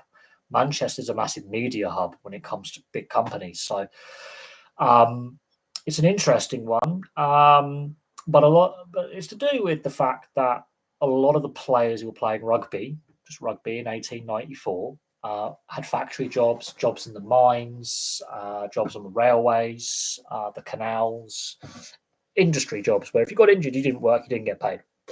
Whereas in the further south you go, you could be a lawyer, you could be an office clerk, you could work for the local council and be a clerk in the county council office or in the law courts. Still not getting paid a massive amount, but if you broke your leg or you broke your arm, you can still write, you can still type, so you can still do your admin. And so there is a bit of a class divide, but there were a lot of middle class players playing league all the way up to full professionalism. There were lawyers, there were accountants, but they just happened to be in a community that was more league based. So, but yes, all professional sports will try and target high end fans because they're the ones who own businesses. They're going to be sponsors. They're going to spend money in hospitality. They've got money to invest in clubs and become part owners of clubs and bankroll them. And yeah, you could argue that as well. There is a wealth aspect, but I think the way that the game has been run has not been run very well. Whilst in the south of England, I saw a video on the decline of northern teams in the EPL. It's all southern now. I wouldn't go that far. Liverpool won the Premier League this year. Manchester United somehow made a European final. So did Tottenham, but make of that what you will. Newcastle won a trophy this year, so I wouldn't go that far. But yes, you look at how teams have been successful this year, it's a bit mixed because Newcastle's almost as far north in England as you can get. Berwick-upon-Tweed's only, I don't know how many miles it is north of Newcastle, but it's a fair distance. But Newcastle's as far north as you can get. they won their first trophy in God knows how long. Liverpool win the league again. Crystal Palace, okay, Southwest London. You couldn't get more south in London if you tried, but I wouldn't say that I wouldn't say there's been a decline. One bad season for Man City isn't a decline. If they're still bad next year, then we can argue that okay, there's issues with the structure of the team. But there are some very wealthy cities in the north of England where employment rates are high, wages are pretty good, cost of living is cheaper because it is the north. But you go to places like York, and Lancaster's a university city. Manchester is like a mini London. In terms of north-south divide and where they're from, well, there's a fair few teams from the Midlands, and the Midlands isn't the south. The Midlands isn't really the north. The Midlands is a very deprived area of the UK.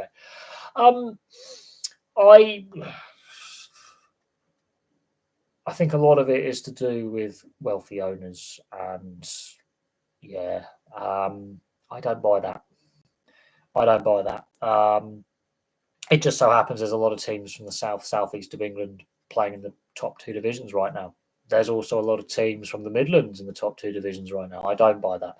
The fact that 2 of your 3 trophy winners domestically are from the north, one's from the northwest, one's from the northeast. I mean, Newcastle, you can't get much further north in England if you try, because Berwick Rangers play in Scotland. But that's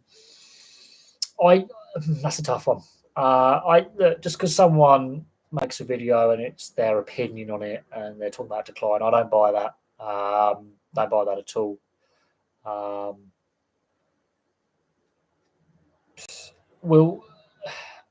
If, for example, Palace and Newcastle can continue being successful and win more trophies than what they won this season, then we can talk about, okay, is there a shift? But if Liverpool keep winning with Arne Slot as manager, then that debate goes out the window because they're from the northwest. So I find that an interesting one. I mean, yes, I've looked at all the football club histories, and yes, there's a lot of clubs in the Greater London area and in the southeast, and I've still got clubs to do videos on. I wouldn't say there's an actual decline. It's cyclical. It's cyclical. When I look at things, you could say, well, Italy. The majority of teams that have played in Serie A are being successful from the north. Yeah, but then Napoli have just won another league title. So, sorry. I wouldn't say that's a massive problem. I mean, it depends on how you go about it. I mean, Chelsea have that problem, but Fulham have the same problem, yet they've managed to expand Craven Cottage quite well. Palace have got some good plans to expand Selhurst Park, and they look really, really tasty, and they're not overly expanding the footprint of the stadium. Arsenal managed just to move down the road and build the Emirates. Spurs, that was a bit of a mess, but teams like Blackburn, Bolton, Wigan, could they ever return to the EPL? Blackburn, we're going to need better ownership, and there's a definite disconnect between the fans and the ownership.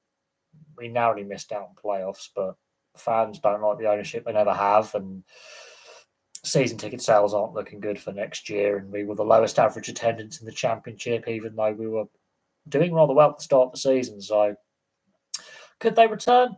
Anything's possible. If Luton can do it, and they were a non-league side at one point, anything's possible. I think people were questioning whether Leeds could make it back to the Premier League. I mean, they're giving it another go.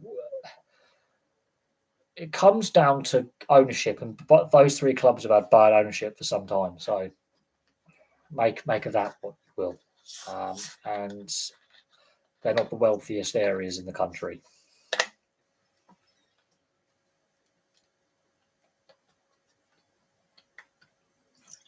Although Wigan's more of a rugby league town anyway.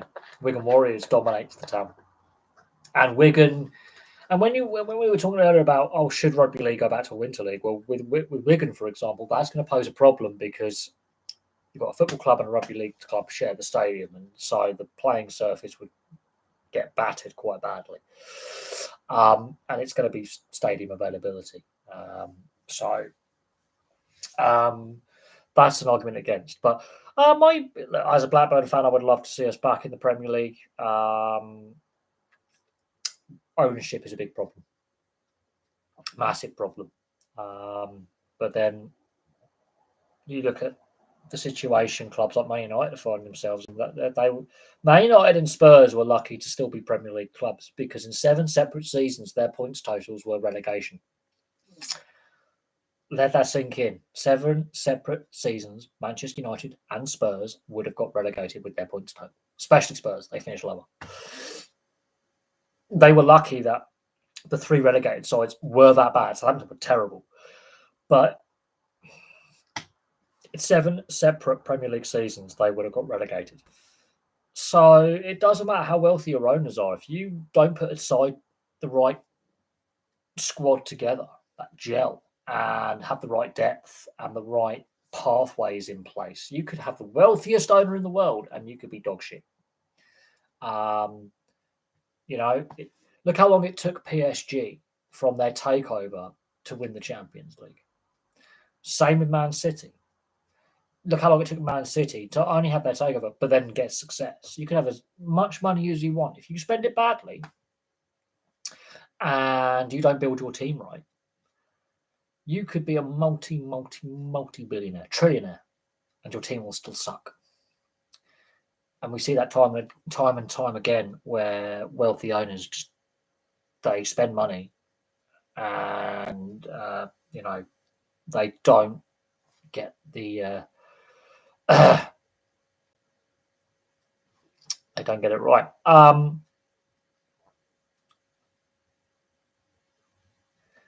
They're all town teams, big city teams have more potential for big attendances, probably high ticket prices. But Bournemouth are surviving in the Premier League and thriving. Brighton are surviving and thriving, although Brighton is a city, Bournemouth's a town, although Bournemouth you could class as basically a city in all but name.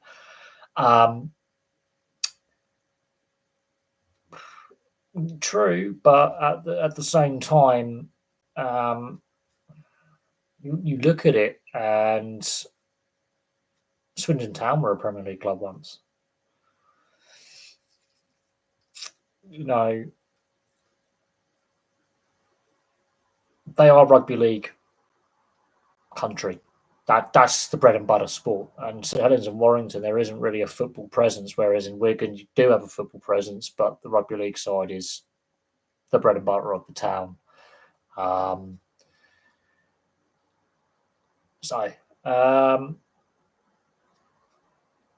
The M62 corridor. There are some big football clubs in the M62 area. Bolton, Preston, and Manchester. It's just how in the early days of pro sport, when the Football League set up, Football Alliance as well, and then the RFL was set up in the 1880s, 1890s, it was the formative days of organised, professional, the players get paid to play.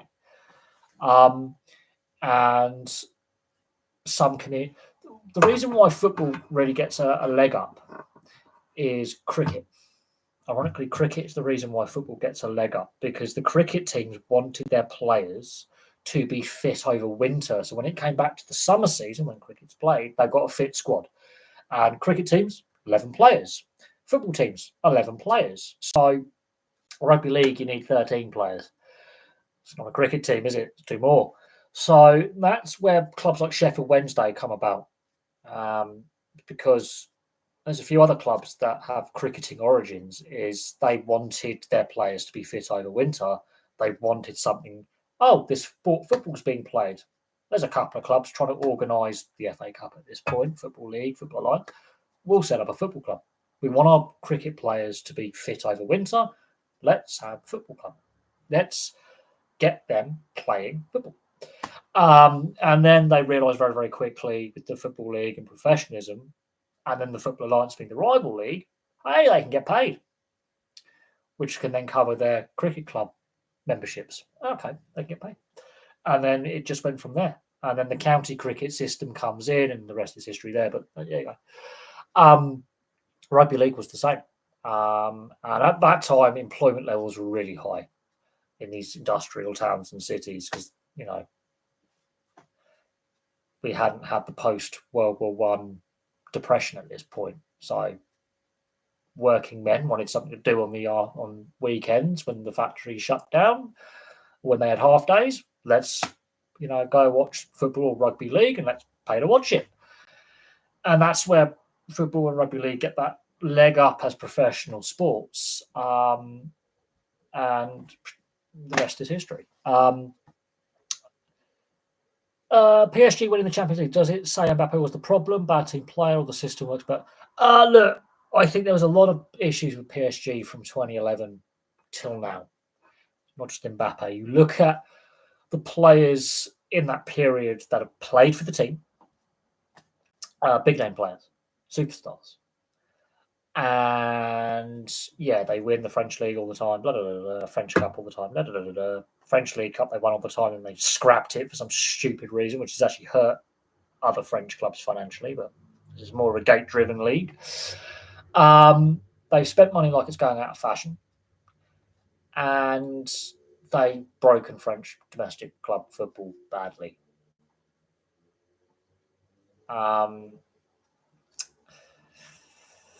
But winning without Mbappe and then Real Madrid failing to win the Champions League, that is peak irony. I think Mbappe is a big ego.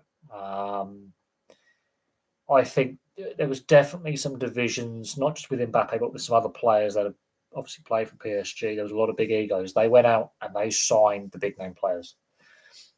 They spent a lot of money. And then they've gone through a lot of managers as well. And that is part of the problem, is every manager they get in's got their own style. I think Enrique works well with the players that are there, that are young, sponges in a sense, where they just want to learn and develop. And they've all seen to put their ego. There's no egos there at the moment. You could argue Donnarumma is a bit of a prima donna or a goalkeeper, but long story short, there doesn't appear to be like an Mbappe or a Cantona. I use Cantona because he's a French player as an example. There doesn't appear to be that big egotistical group of players there, like at Real Madrid and Barcelona. And I think that's worked in their favour. You could argue that the structure of the Champions League this year helped them. In previous years, they wouldn't have progressed from the group stages, or they would have got a tougher knockout draw. You could argue that's helped them. But when you've got a manager like this, Enrique, it's going to be interesting now, because with the state of French football finance being a gate-driven league with no real valuable TV deal, a lot of clubs struggling. And I've done videos on that. I've covered some French clubs, and when I get deep down into it, there's a lot of French clubs that are buggered financially.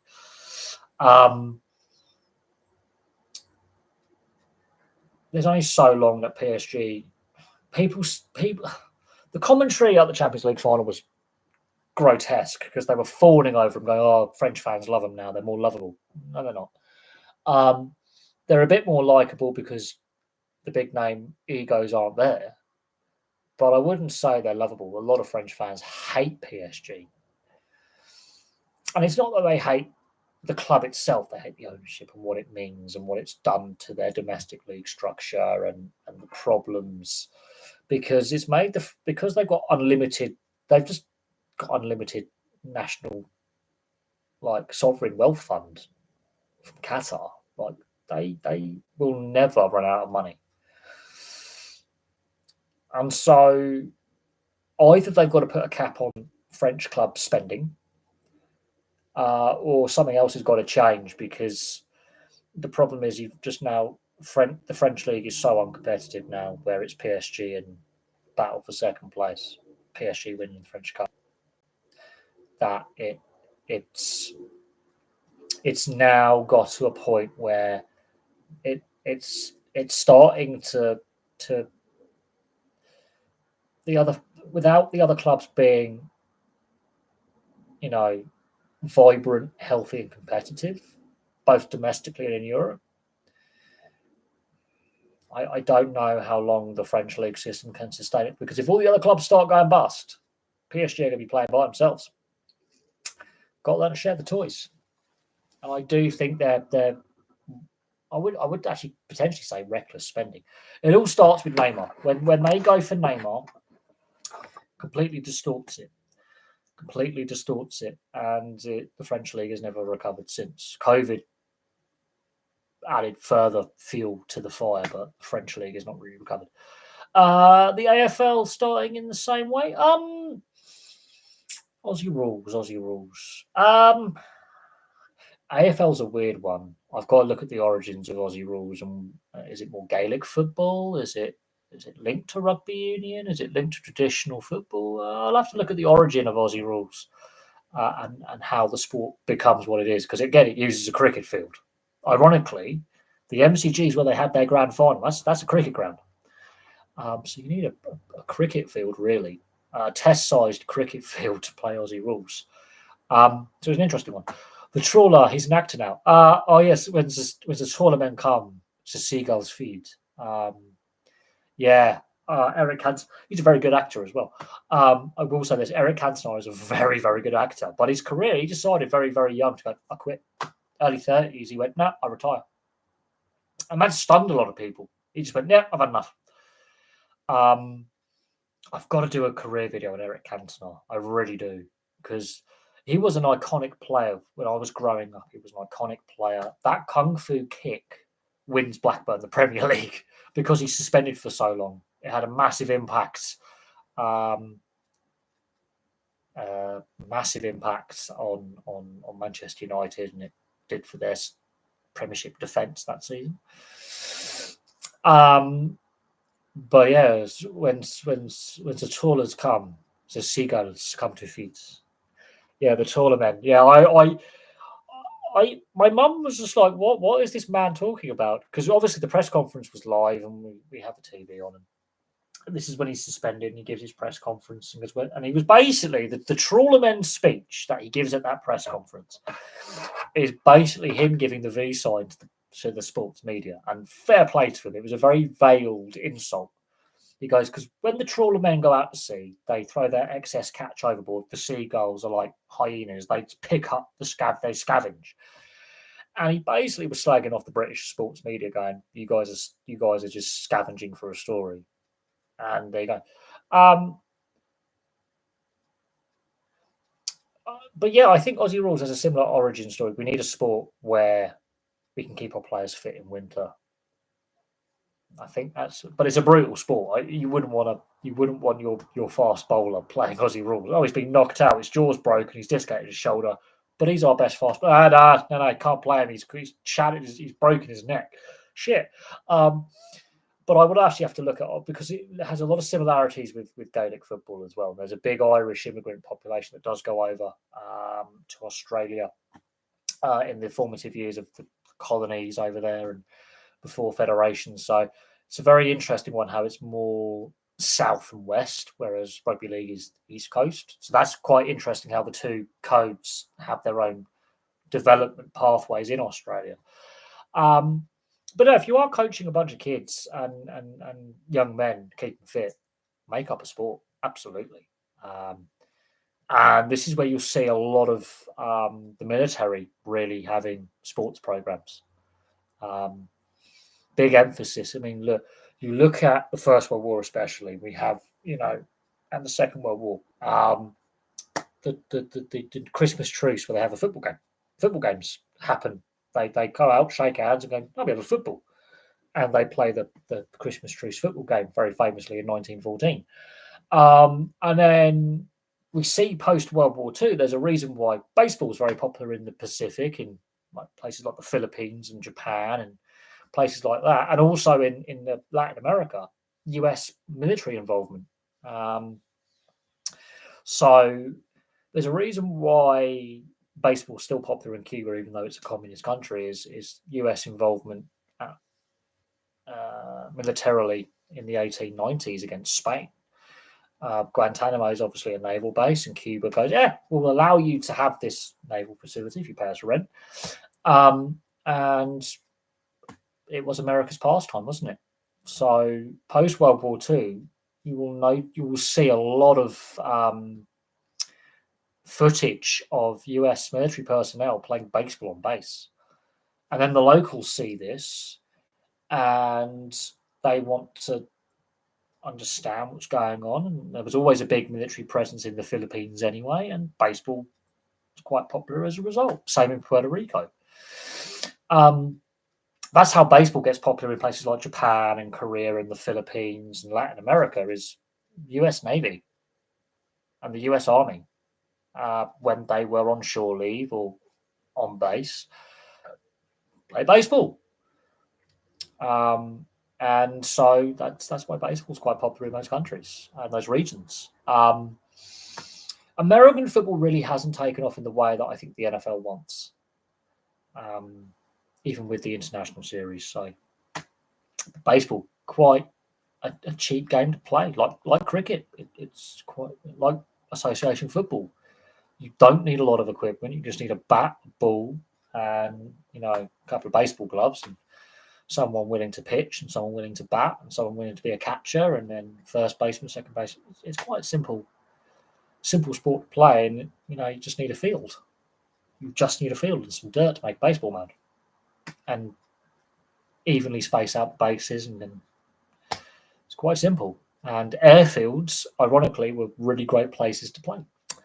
So that's how baseball really got its leg up in Asia and in Central America. Is the U.S. Navy and the U.S. Army. A lot of their players. It was the most popular sport at the time.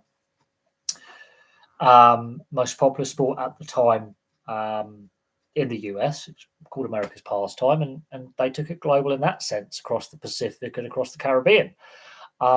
The fact that it hasn't really established itself as well outside of those areas is quite telling. There's a lot of US bases in Europe, and it hasn't really kicked on because we already had established football, rugby league, rugby union. Ice hockey was already played here anyway because we invented the bloody sport. But yeah, sports like baseball, basketball, ice hockey, Americans don't dominate as they used to. Well, Canada is more players are from Canada than the US in regards to the NHL, or that percentage is dropping as the league continues to expand. Basketball, the majority of players are still US born.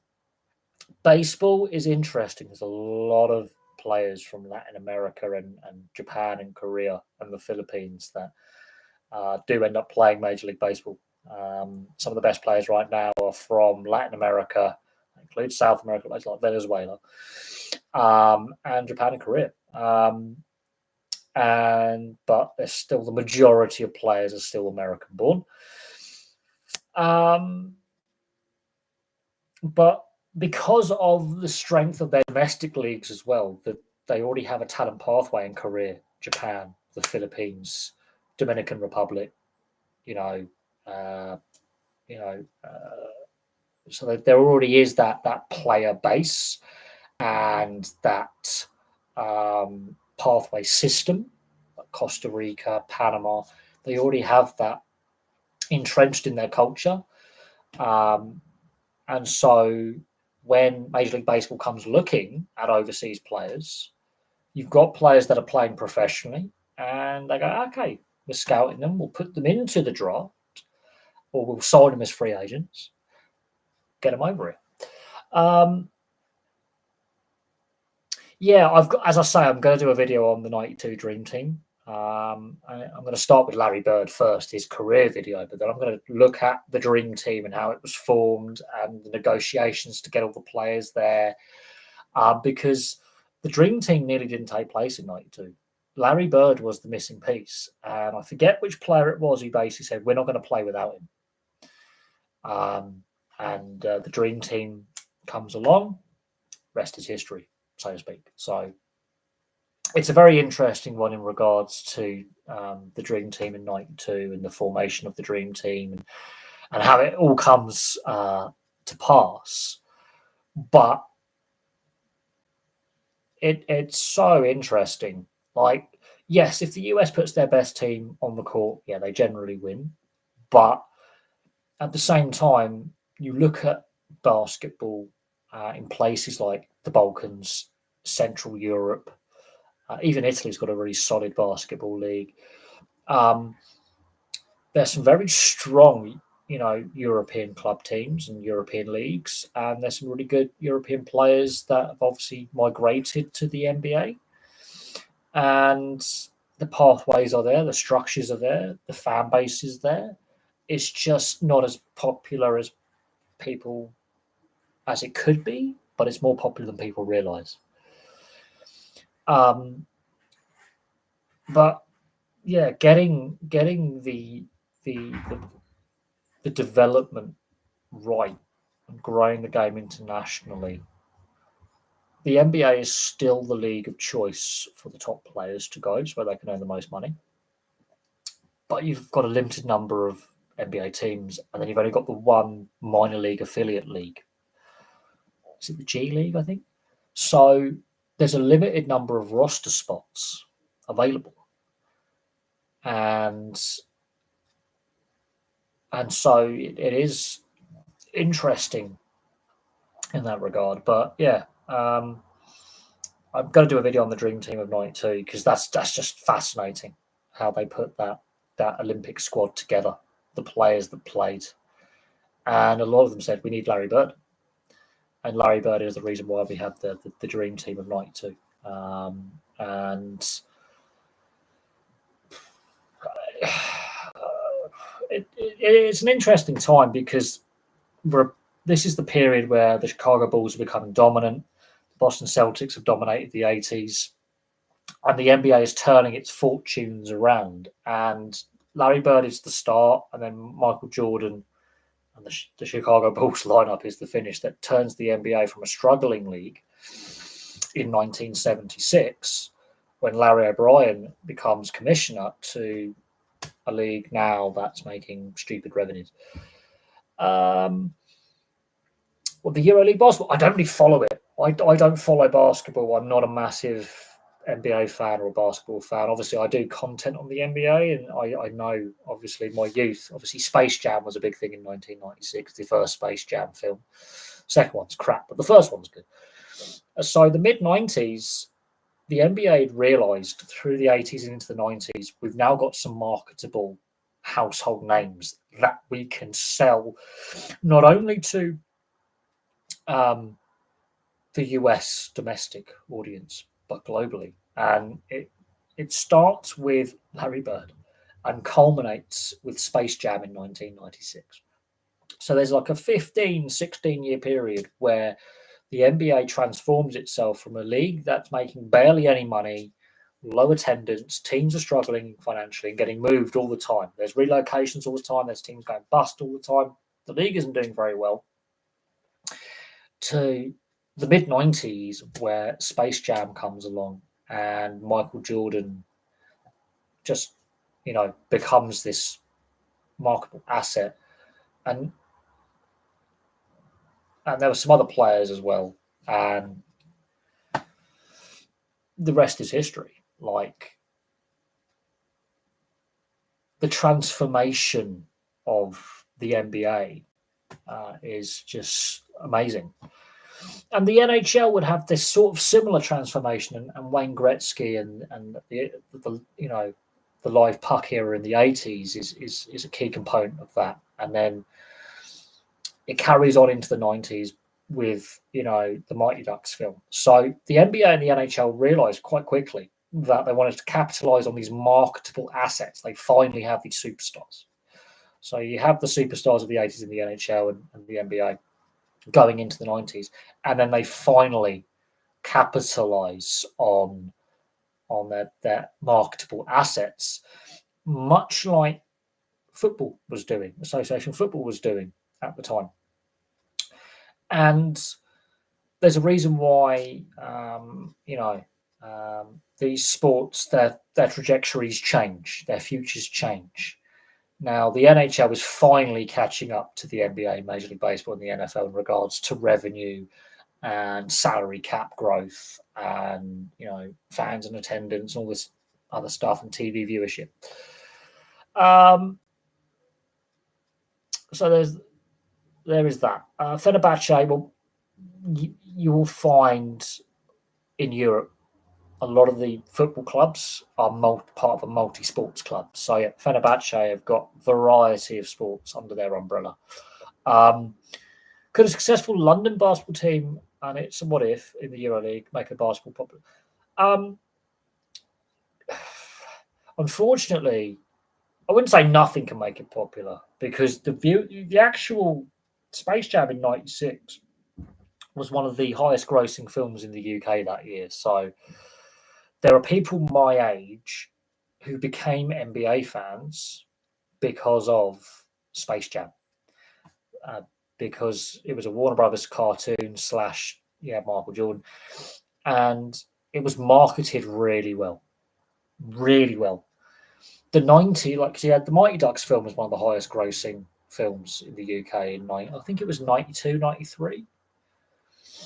And what failed to happen, and this is a massive thing, what failed to happen, whereas ice hockey has remained quite a popular sport across Europe and in the UK, what failed to happen was the NBA didn't capitalise, and to a certain extent the NHL, they didn't capitalise in the right way in taking that next step by looking at what the NFL did in the mid-2000s with the London game in 2007.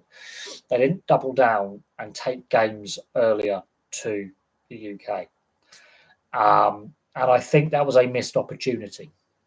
Another issue is the facilities, having the facilities and, having the arenas available, the facilities available, and therefore engaging with your local community, playing it in schools. Playing it in schools and universities. That's why netball's done really well, is they've got a good university program. A lot of the players have played at university, at college, at high school.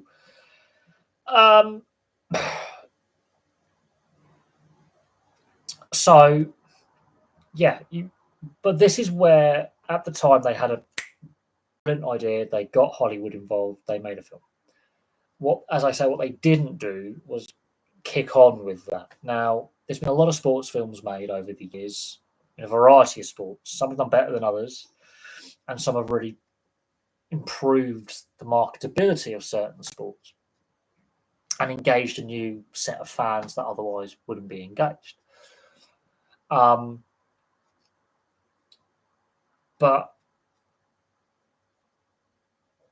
how to put it?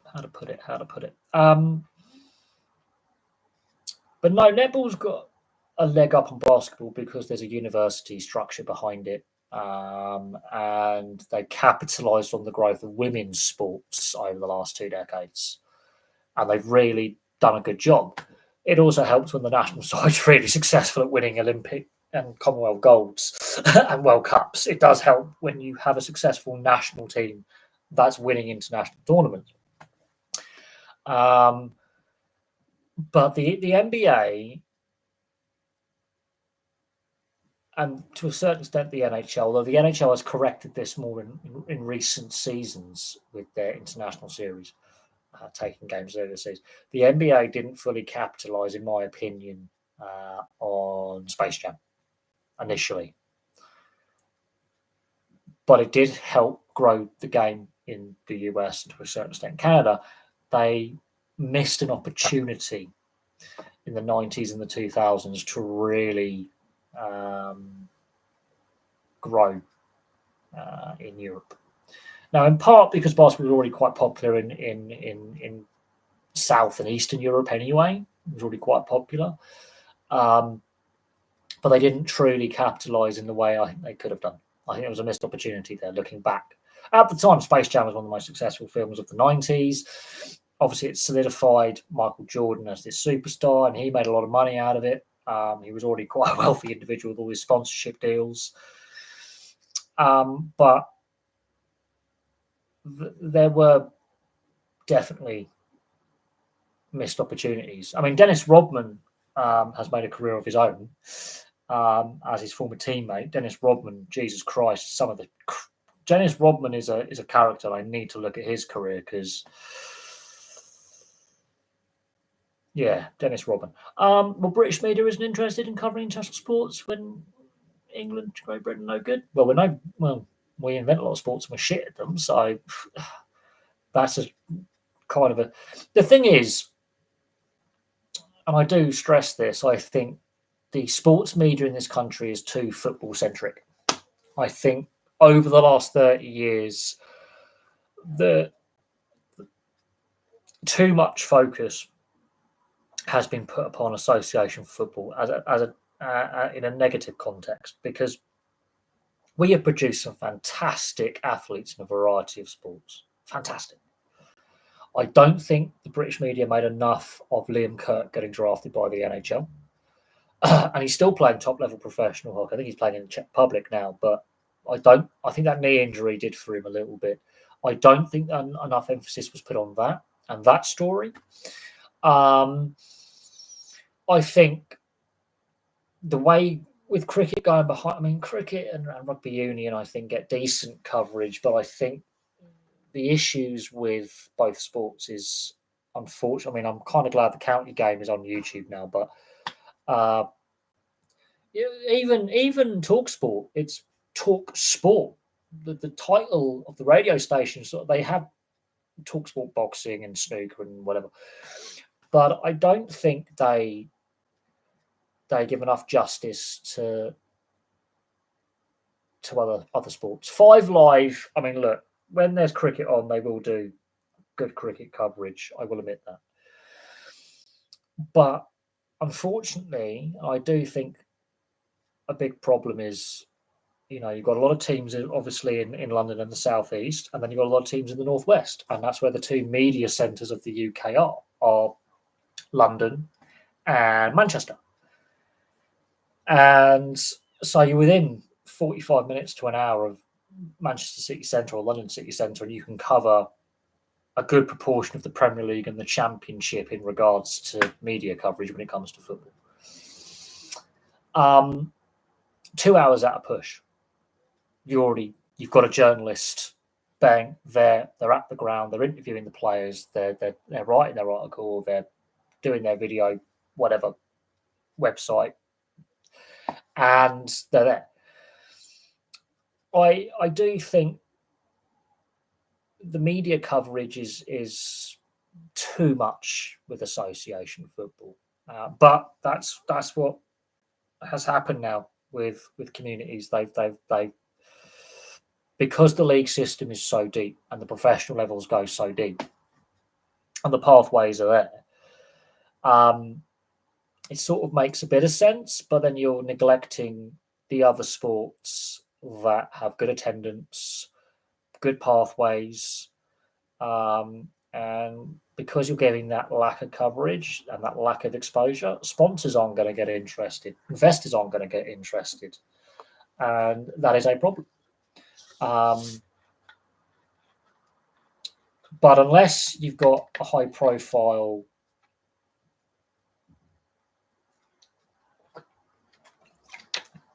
the thing is, the international sports media will follow an athlete from their country of origin. So if, for example, an investor from the US wants to buy into a British sport, then yeah, there will be that added interest. So with Wrexham, for example, that has created a lot of interest in the US and Canada because of the ownership and because of the documentary they made around it. Same with Sunderland. So that's obviously increased interest across the North Atlantic, where they've sold those Sunderland Till I Die and the Wrexham story really well on the streaming services. And so that's brought new fans interested in the sport, not just those two clubs, but football in general. But now with the NRL and Super League taking games to Vegas and making a big hoo-ha about it, that's starting to create some interest. It is starting to create some interest. And I've seen it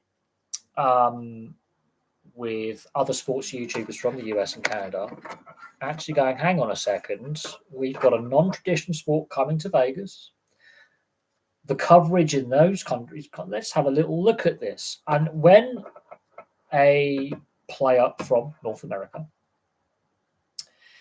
ends up getting a crack in rugby league, that will then start changing the narrative. We've seen it with Mason Cox with the AFL. He's built up a bit of a cult following in the US following his journey.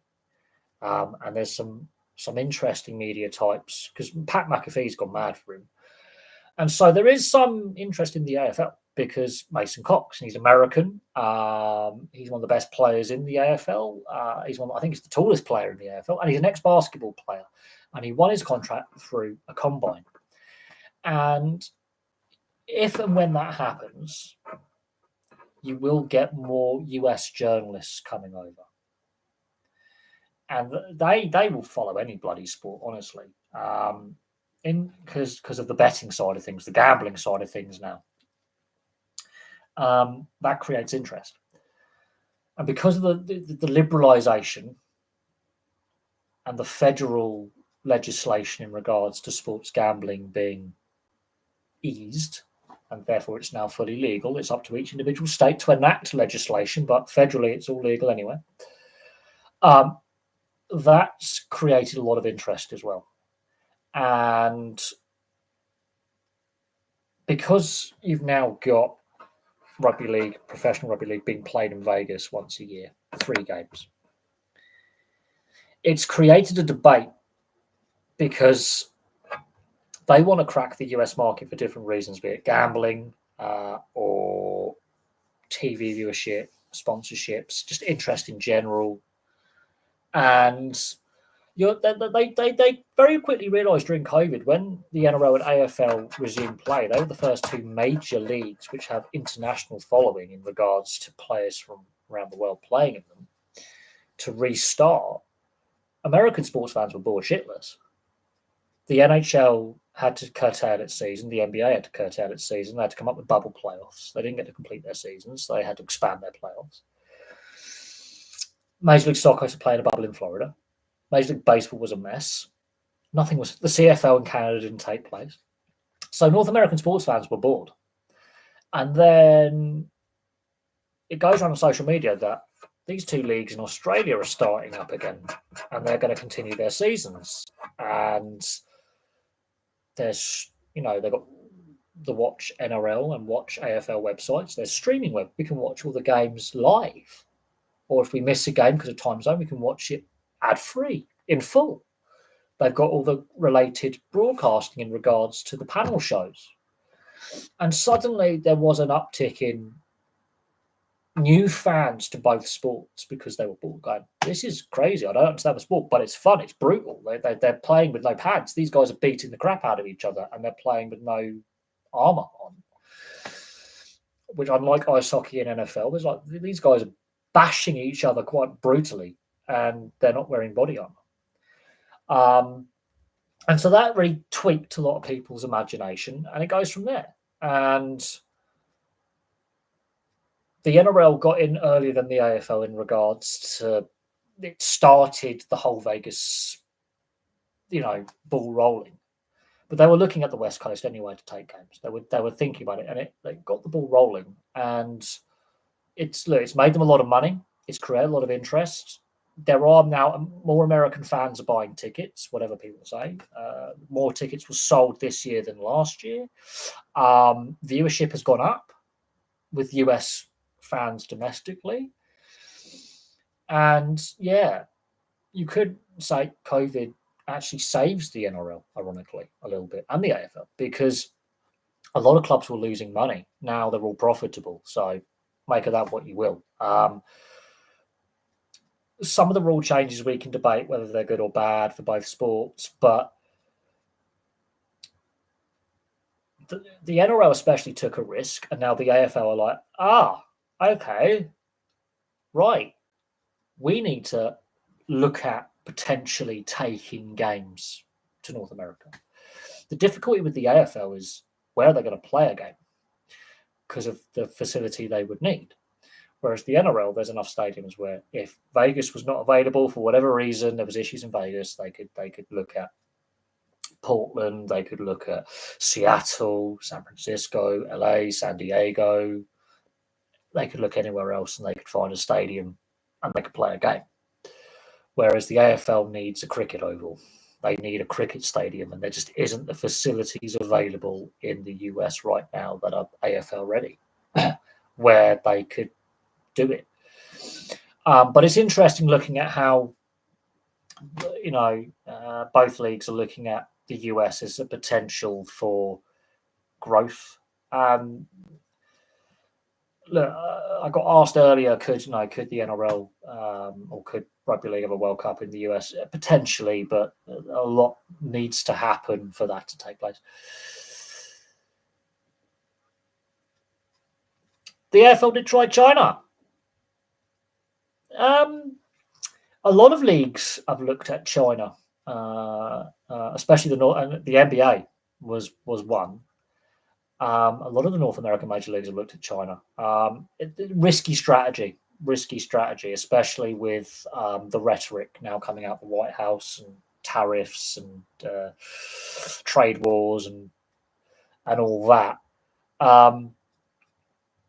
It's interesting. There's no doubt on that. The AFL is an interesting one in Australia. It is, because I don't think the AFL is in a healthier position as they think they are. I don't think the AFL is as healthy as it thinks it is. I think the AFL are sleeping on the NRL a little bit. Yes, they did. I think it was the Oval, and I think it was an international series game with the Irish. I think they did. Look, at the end of the day, I mean, look, AFL and the Aussie rules is Aussie rules, Australian rules football is a great sport, but at the same time, as I say, to play it internationally, you need certain facilities, which are cricket grounds, and you just don't. Yeah, the AFL do earn a lot more revenue than the NRL. That is true, but they have bigger stadiums, so they can fill. They use bigger stadiums in regards to capacity. The problem is a lot of teams share stadiums, and sometimes the atmosphere is lacking. And look, it's an interesting. The AFL is interesting. They play it nationwide in regards to the top level, whereas the NRL is more East Coast centric, and so that's again you're targeting a bigger population base because you've got teams in Adelaide, you've got teams in Perth, whereas the NRL are going to Perth. The NRL has one team in Melbourne, but the AFL has got a better national strategy in regards to where they place teams. The length of the game, 4 quarters. But it's always been that way. The AFL has always had a 4-quarter game structure, 2 halves split into 2 quarters each. I don't necessarily think the AFL games are too long. I do think I do think, however, there's more an issue with other things on an administrative level, player behaviour. I think the AFL sweeps a lot more stuff under the carpet than Rugby League. And even though the NRL has got many a player scandal, I think the NRL is a bit more public about their scandal, so to speak. But both the NRL and AFL, I think almost every professional sport covers up a lot of player and coach misdeeds and administrative misdeeds when high profile administrators, players, and coaches get up to no good away from the game. I think the AFL does more sweeping under the carpet and cover up than the NRL when it comes to sport in Australia with player misbehaviour. The NRL seems to have more scandal publicly, but I think the AFL, I think something's going to come up. I just have a funny feeling that there's going to be a player scandal or a coaching scandal that comes out where it's been swept under the rug for a long time, and it's going to be very, very damaging in that regard. Yes, the NRL does have State of Origin. Yes, it does in both men's and women's. And the women's game has gone from strength to strength. And Origin 1 was the most watched event on Australian TV so far this year, Origin 1. So let that sink in. And yeah, there's been talk of reducing the quarter lengths, whether it happens or not. You could potentially do that for the women's game because they reduced the half lengths for NRLW. Potentially that could improve the women's game is reducing the quarter lengths. But then you run the risk of fans going, you're making too many changes. This is not the game that we enjoy watching. And then you risk more fans switching off if you have too many rule changes. But the AFL, I think the thing that's hurting the AFL more is probably player misbehaviour, and the fact that I think the AFL does a lot more in covering up player misbehaviour than the NRL. The NRL, I think, is more open about, yeah, the players misbehave. It's gone public. Well, we're not covering it up. We can't cover it up. But I think the AFL, there's a lot of hush-hush about what happens off the field with players misbehaving. I do think there's a ticking time bomb where something's going to happen. Some scandal's going to happen involving the AFL and AFL players. It will go nuclear, and it'll be very damaging for the sports image and the league's image. And whether that's to do with their drug policy or players recreationally abusing drugs or some other off-field scandal, I do think the AFL it comes across as it's a bit more hush-hush with off-field player misbehaviour. And I think the AFL is still coming to terms with the Ben Cousins saga and how damaging that was. And they're still dealing with the peptides and how damaging that was. And so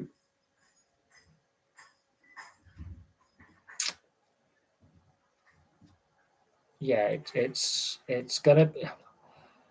When we talk about rule changes, the NRL has made a lot of rule changes since 2020. And we can argue the pros and cons of a lot of those rule changes and whether they made the game better or worse or too many changes. The fact that the AFL are also considering rule changes, speed of the game, keeping the game entertaining, keeping fans engaged. And earlier we were discussing how the AFLW is really not a great product in comparison to the NRLW. You could bring in short quarter lengths for the women's game, which could improve things. That definitely worked for the NRLW in regards to having shorter halves. Some slight rule variations to the women's game could help as well. Potentially, with the women's game reducing the size of the playing surface, potentially a little bit. But at the same time, you don't want to turn fans off. You want to keep fans engaged. You don't want to make too many rule changes because that's where you find that you do potentially get a lot of criticism. No fan group is ever going to be happy. No one's ever 100% happy with everything. But you do then risk, with too many tweaks to the rules, that fans switch off and that you turn fans off the game because fans are going, there's too many changes. I don't recognise this game anymore. This is not the game that I played or watched 20 years ago. And that's something it's called the pub test. It's called the expat test, as I call it. You don't want a fan who's an AFL fan. He may be, let's say in his early 20s, he moved from Australia and he moves to somewhere like the US, Canada, the UK, Europe for work. He's been away for 20 years. He comes back in his early 40s and he goes down and goes, I used to watch, we'll use the Fremantle Dockers as an example, or the West Coast Eagles, because we spoke about them earlier in Perth. I used to regularly go down and watch the Eagles play back in the 90s, early 2000s.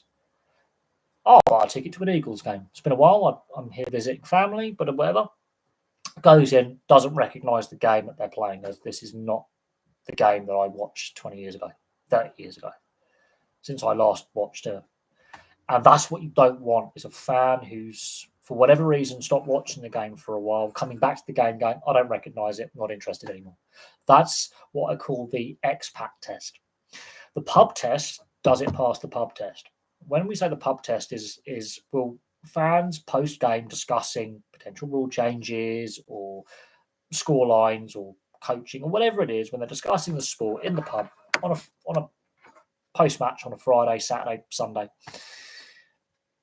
is the conversation positive? Also with the pub test, when we're talking about player contracts, player movement, length of contract, salary caps, draft systems, again, does that pass the pub test? In regards to, is there more agreement or disagreement than the pub? Will that pass a pisshead at the pub? Will a pisshead at the pub go, yeah, that's acceptable? The pub test, the pub banter. So, for example, was that an offside? Was that a fair catch? Was he fouled in the build-up to the goal? Does it pass the pub test? And if a load of pissheads go, that's offside, we can all see it after 10 pints. Why is the referee, for example, in association football, well, that's offside. How's the officials missed that with the goal line technical and the VAR? But he's given the goal. Well, that doesn't pass the pub test. So when we're talking about changing the actual fundamentals of a sport, you've got to be very careful, because if it doesn't pass the pub test and you don't get the fans on the side, you can experiment as much as you want.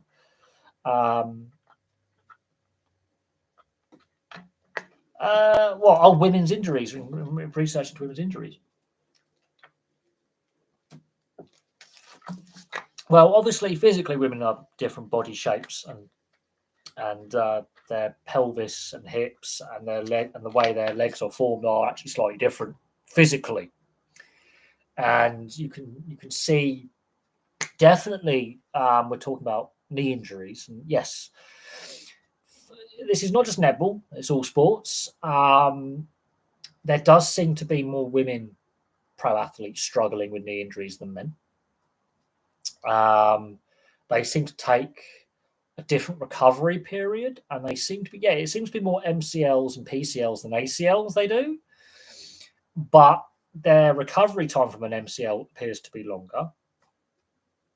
And it's to do with how physiologically and physically, their bodies are compared to men, because their bodies are designed for childbirth. Not gonna lie, their pelvis is wider because of childbirth, and so therefore their hip joints are different, their knee joints are different, their BMI and body fat index is different, and so just the general makeup of the female body physically is different, obviously for genetical reasons and science reasons.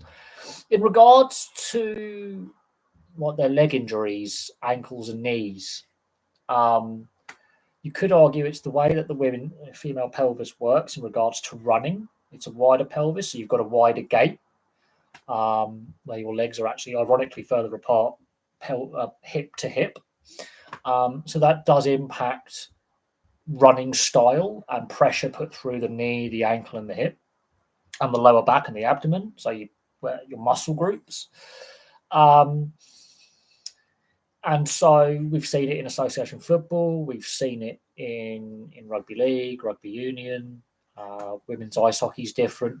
Women's ice hockey is classed as less physical for a reason. The NRLW actually has shorter halves than the NRL, and they've slowly increased the length of the halves. Eventually, fully professional will be 80-minute games, 40-minute halves. I have no doubt on that, but they are taking it slow and steady. They are building up the physicality in a way. But I've seen a lot more knee injuries and scares when it comes to twists and just tweaks when it comes to women's professional sport. I don't necessarily think games will be shorter, but I think we are seeing it in because I follow obviously the NRLW, I follow it quite religiously. We are seeing a lot of knee injuries there with players over the years.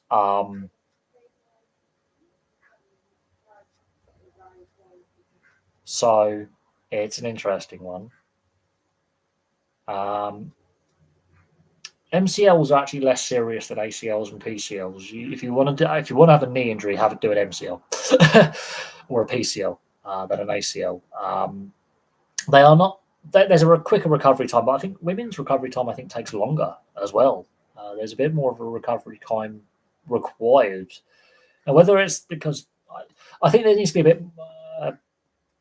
There is a slight more of an angle to it. I think some more research needs to be done there in comparing women. Let's just go with rugby league because that's a sport where the rules are basically the same. It's the same brutal sport. Looking at a female player with a knee injury and a male player with the same knee injury. Look at the recovery time, how the injury occurred, and is it their first, second, or third? And do a study with 10 women, 10 men, ACL, PCL, MCL injuries, and looking at how the injury occurred. Is it their first injury? Is it their second, their third? Have they had a knee reconstruction before? And also look at the recovery time and who recovers quicker. I think that would be really interesting if they were to do a study and get injured players, both men and women, to sign up to a study. And I think the NRL could look at this. I think World Rugby could do it in Rugby Union. I think FIFA and the domestic FAs could do it as well. And look at comparing their professional players who've had injuries, the same injury, so a knee injury, for example, in both men and women, and look at their recovery time, how the injury occurred. Was it in training? Was it in a game? Was it by themselves? Did they just twist funny? Was it in contact? And how much does the physiology of both a man's body and a woman's body in regards to muscle mass, strength of tendon, pain thresholds as well, because women have a higher pain tolerance than men, which a lot of people don't realise, how that also contributed to playing on through an injury without realising you've actually done it. Because, females have a higher pain tolerance than men. And there's a whole range of aspects where you could look at that, but definitely research is required. That'd be a really interesting one. Ligament injuries and tendon injuries like joints, so elbows, shoulders, knees, hips, ankles. That would be really interesting to look at. A shoulder injury for a female rugby player or an Aussie rules player or an ice hockey player compared to a men's. How the injury occurred. Was it in training? Was it in a game? How severe the injury is, the recovery time. Did it require surgery? Did it not? Physio, all that kind of stuff. It'd be very interesting to do a sample size. And I do think research like this has been conducted and looked at, but it'd be really interesting to see the outcomes of any research that's been done by universities, leagues, sports. It'd be really interesting. But I have noticed a lot of female athletes have had really bad knee injuries, really bad. And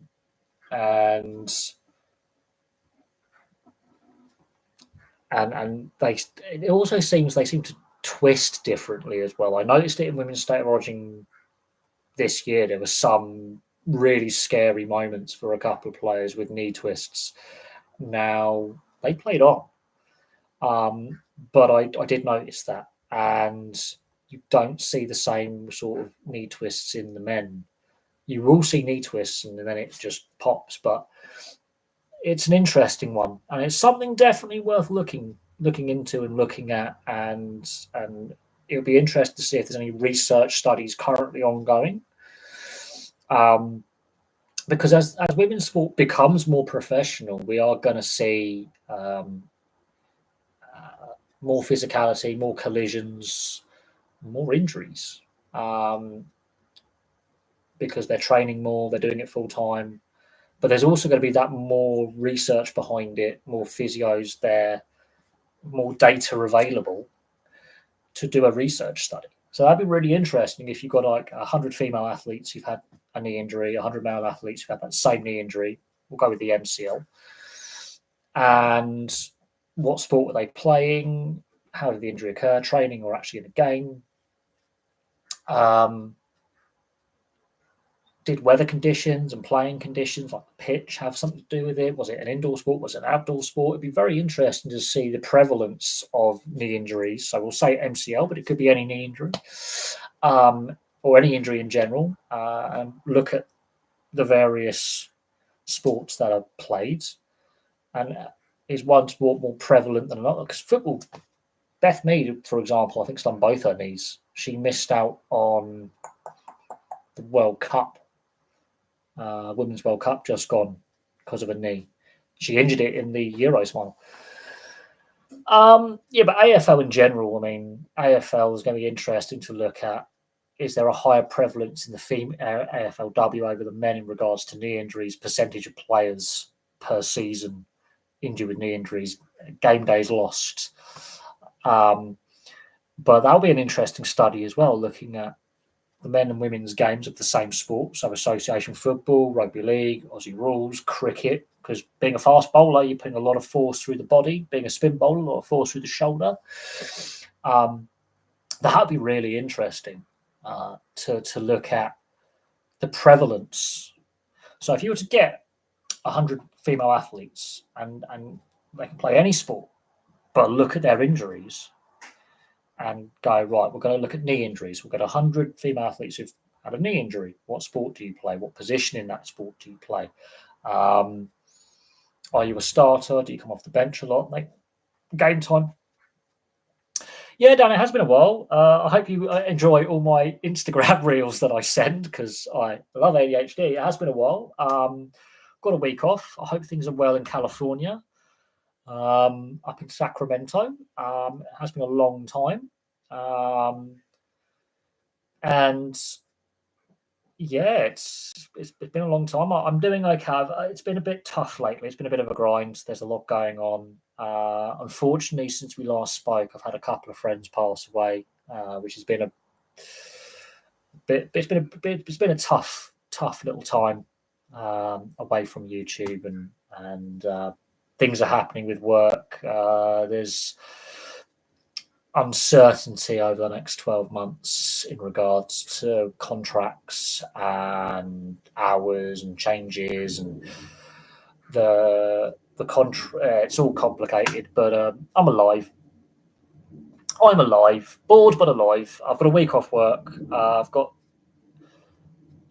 yes and no. Basically, the day job is, depending on where you are in the world, Dan would know it as a garbage man.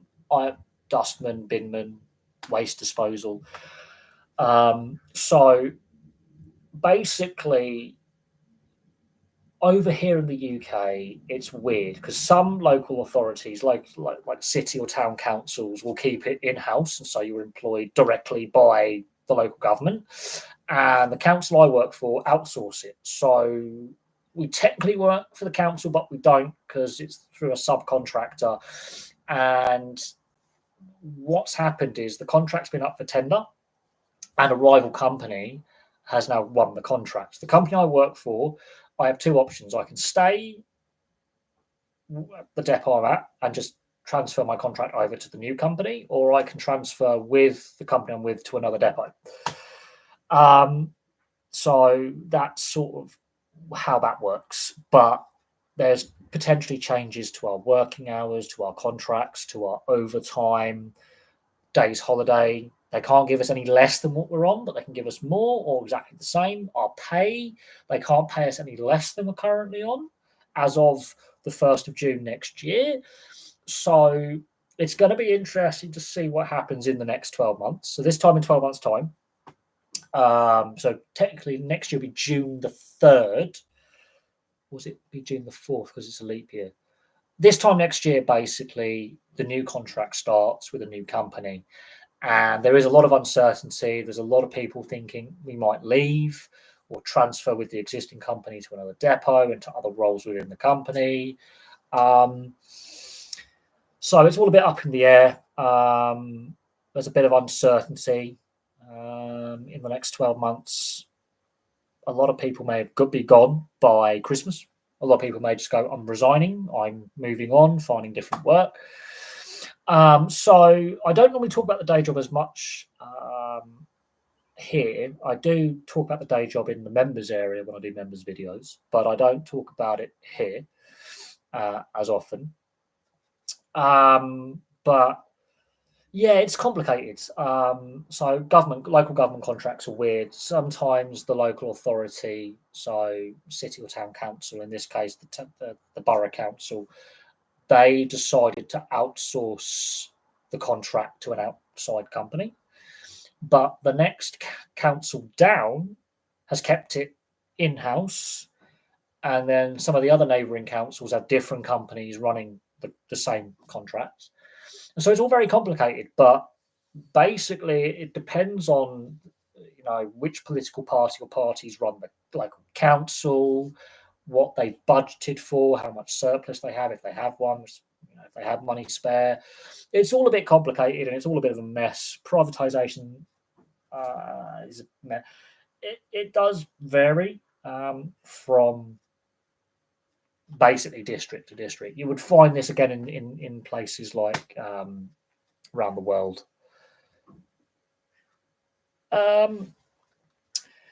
Oh, thank you for the channel growth message. Yeah, it's great to see. We are, getting there. Location, job, easily available, job title.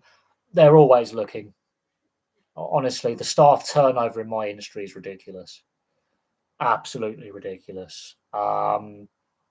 The amount of staff turnover I've seen at my depot is stunning. Yeah, some people have retired and some people have got the sack, obviously, because there's always people getting sacked for doing stupid shit. But generally speaking, the staff turnover is absolutely ridiculous. It's not good. It's not good. So they're always looking for agency. So the job that I do is there's commercial and residential. I do residential contract, but commercial always look residential. There's always driver jobs going, loader jobs going.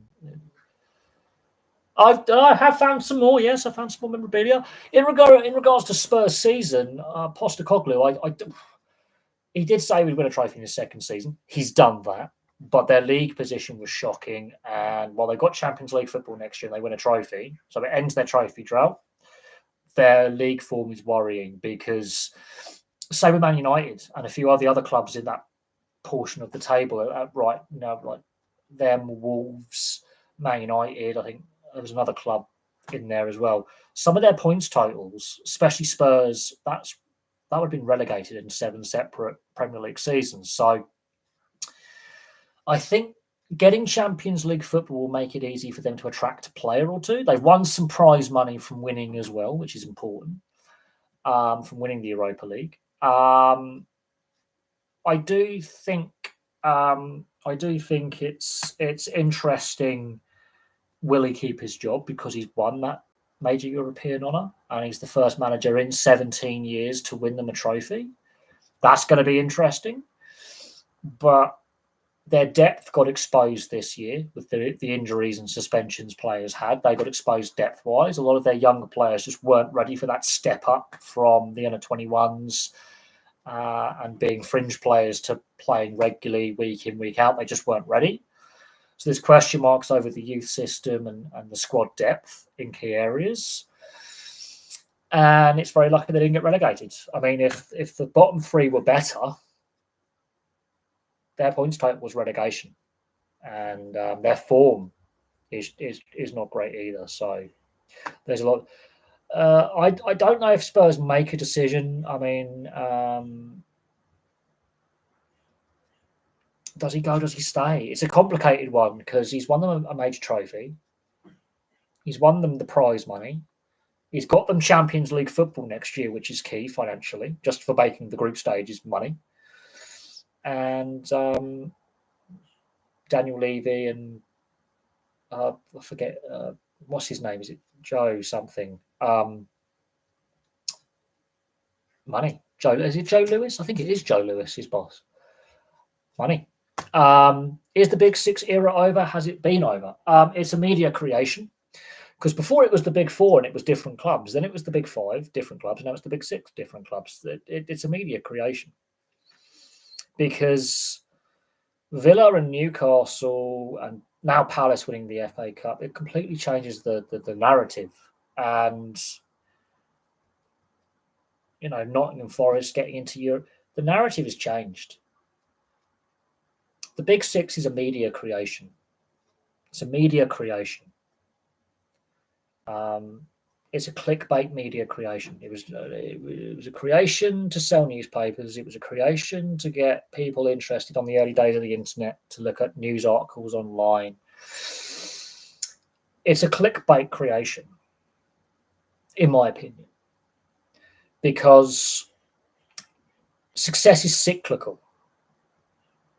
It's cyclical. And just look at my football club histories. There are some clubs that have been successful in the past that haven't been successful for a long time. And there are clubs that have suddenly become successful for a brief period, and that's their only period of success. And then other clubs, it's just general ticking over, success every so often, constantly racking up the trophies.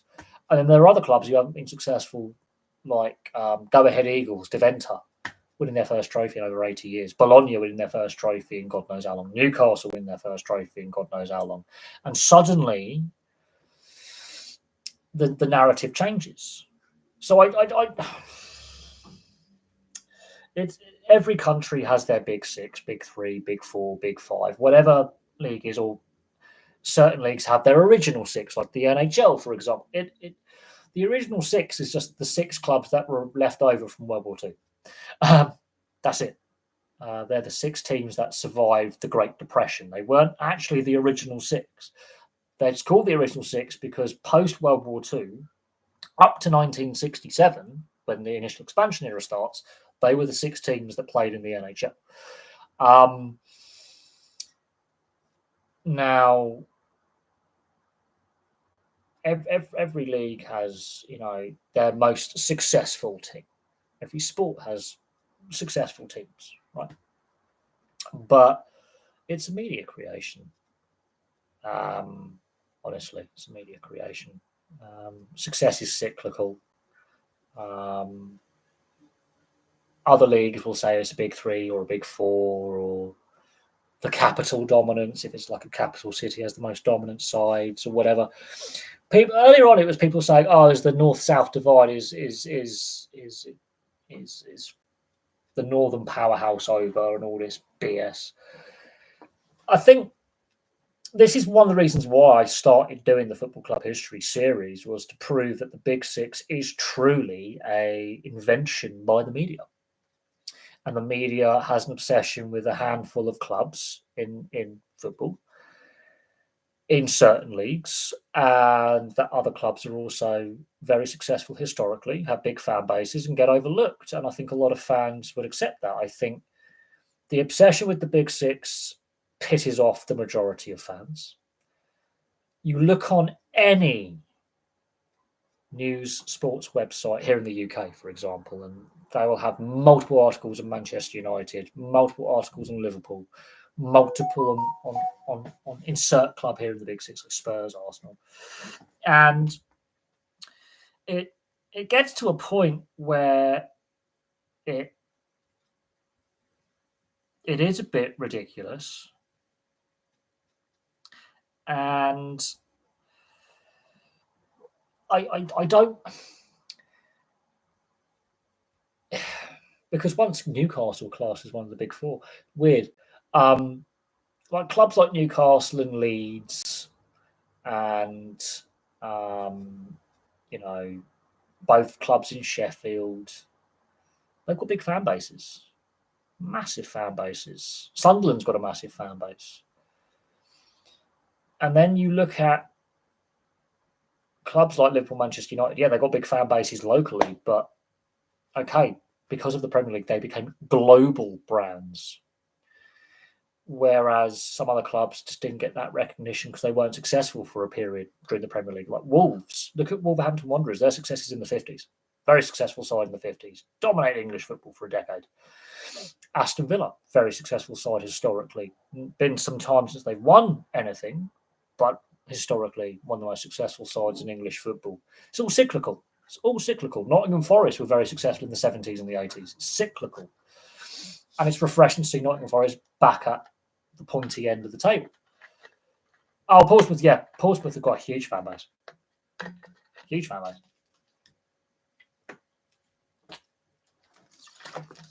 Portsmouth got a very big fan base.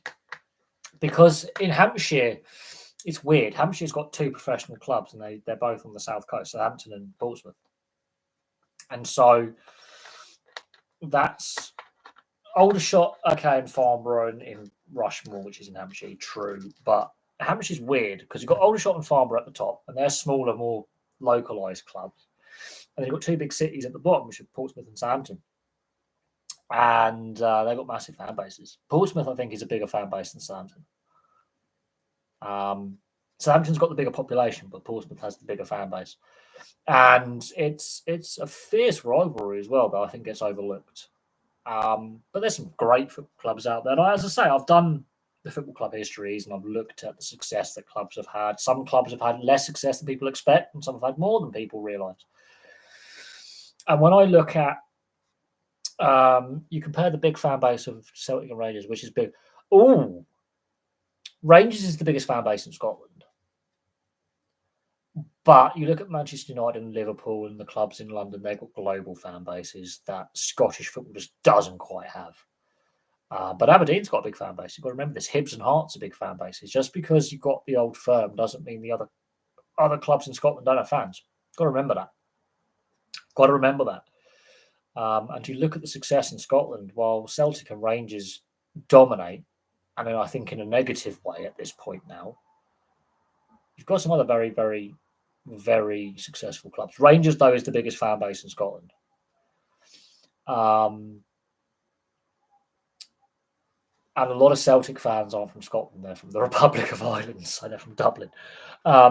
Celtic's got an interesting fan base. But no, it's a very interesting. Glasgow's a very interesting city because you've got five professional clubs in Glasgow, so that's interesting in itself. People just think Glasgow and football is Rangers and Celtic. You've got Partick, Clyde, and Queen's Park, and people forget that you've got three other clubs in Glasgow, and that they've had their fair share of success themselves, historically speaking, not in recent times, but historically speaking.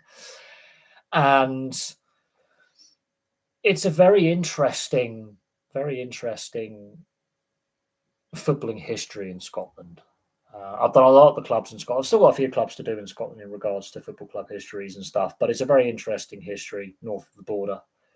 And yeah, there's some big fan bases in Scotland as well. Aberdeen, Dundee United, Hearts, Hibs, Motherwell. Some big fan bases there. And then that I think get overlooked because of the Old Firm and the media north of the border's obsession with the Old Firm, because Glasgow is the third centre of the media in the UK. So London's the main base of the media, Manchester's the secondary base, and then Glasgow is the third base of the British media. There's a lot of media jobs. Now, there will be obviously some sports websites in other cities, and obviously regional newspapers and radio and commercial and all that. But the major sports media in this country is London, Manchester, and Glasgow. And so automatically you are going to have a deliberate bias towards sports teams in those cities, and then in the surrounding areas where you can get to, which is interesting. A big if Celtic and Rangers would the government lobby against because matchday fans can cause problems. Agree with us?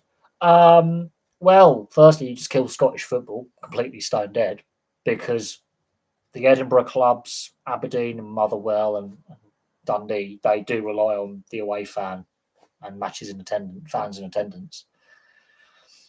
And so you've just killed Scottish football. Stone dead. You've killed it stone dead. And automatically they'll be then barred from the Scottish Cup. So you've just devalued that competition. So it won't happen. it won't happen. There's been talk about it before. There's been talk of an English Super League back in the 60s. I've got articles from I've got football programs and football magazines from the 60s where they were talking about a European Super League in 1966 to 68 and an English or a British Super League back in the 60s. It didn't happen. So this is not a new idea. I don't think it happens because the other clubs aren't going to vote for that because you need 2/3 majority or a unanimous decision for that to work. Unless you were to combine the Scottish League system with the English League system, it's not going to work because the Scottish FA and the English FA don't like each other. So it's just not going to work. Generally speaking, yes. It's further north. Generally speaking, yes. Although coastal-wise, the coast, sometimes Scotland can be warmer in winter than parts of England because of the North Atlantic coast. But generally speaking, yes, Scotland is generally cooler than England, yes. It's called general latitude. It's called geography. It's like California. Parts of California have similar weather to Oregon and Washington State, but are slightly warmer because they're further south. So Scotland is cooler than England, generally speaking. Interesting. Never had a weather question before, but yes. Also, Scotland's got higher mountains, so altitude you lose temperature as well. For every 100 meters you go up, you lose 0.1 of a degree. For every 1,000 of meters or something, I don't know how it works out by meters, how many meters or feet you go up, you lose a degree in temperature on average. But the highest mountains in the UK are in Scotland. But there's a lot of highland areas, like altitude-wise, in England and Wales. But the further north and west you go, the higher you get up. So the south and east is flatter, the north and west is hillier and more mountainous, and the highest mountains are in Scotland. I remember back in 2012, we had a very grotty summer where it rained a lot. It was very warm, but it rained a lot. And my partner at the time, her dad, well, she was a scout leader, he was a scout leader, her mum was a scout leader. They're all involved in being youth leaders. And they used to take camping expeditions and work in, they did a lot of youth work, and they would take people on camping stuff. One of them went up to Scotland, and it snowed during the Olympics. Like, there was snow in Scotland during the Olympics. So it was in the build up to the Summer Olympics in 2012, and it was pissing down with rain down here. Very wet summer. Just rained all summer. It rained all the way through from like March through till the following March. It just rained all the time. And it snowed in Scotland in the summer. So, yeah, altitude, yeah, Scotland's colder. Aberdeen Celtic final, I did watch the final. It was an average game. Aberdeen could have won it before penalty shooter. Look, at the end of the day, it would have been better for Scottish football if Aberdeen had won that cup final. But it is what it is. It is what it is. And, the fact that the last team to win the Scottish League, not called Rangers or Celtic, was actually Aberdeen back in the 80s tells you all you need to, before I was born, tells you all you need to know about the state of Scottish football. It's not in a good place. And the other clubs outside of Rangers and Celtic need investment. And so they need fresh investment, fresh ownership. And whether that's from locals within Scotland or whether that's from outside pumping money in, it needs to happen. But the Scottish tax system is also different to the English and Welsh tax system when it comes to council tax and income tax. There's a slight variation. And it's about attracting players and developing players as well locally. But it's about attracting players. There needs to be more investment. Ice hockey seems to be a bit more popular in Scotland. No, it's popular across the UK. We've got professional teams from Guildford all the way to Scotland to Cardiff. You've got a professional semi-pro league. There's a player base and a fan base here. It's very popular in Nottingham and Sheffield and Manchester. And it would be, but there isn't an arena in Scotland big enough. It would have to be Sheffield or Belfast or Nottingham where they would play an NHL pre-season or a regular season game if the NHL was to come here. and play games. It would have to be in Sheffield, Nottingham, or Belfast. They're the arenas big enough, which are permanent ice arenas, to do it. And so it wouldn't work. The arenas in Scotland, in Fife and Edinburgh and Glasgow, just aren't big enough. They're not right. They're Dundee. They're not big enough. It would have to be in Manchester, Sheffield, or Belfast if you were to take an NHL pre-season or regular season international series games here. That's just my opinion. Following the sport and knowing the size of the arenas, yes, but then you would have to have a temporary surface, and Wembley Arena maybe, but it would have to be a temporary ice surface, and that's harder to set up than a permanent ice surface that you would have in a specifically designed arena like in Belfast, in Sheffield, in Nottingham, where it is an actual ice hockey arena. The O2 is a multi-purpose arena, and to get all that set up takes some time. It's not just set up like that. It takes some time to actually get an ice hockey arena set up, the seating set up, the boards put in place, the plexiglass. There's a reason why there's no team in London in the Elite League.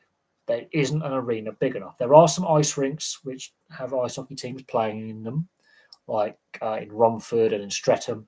They're not big enough. You need the bigger arenas are in Nottingham, Sheffield, and Belfast. They're the three biggest arenas. So the NHL player played all over Europe. The NHL has played in Belfast before. The Boston Bruins played a couple of games.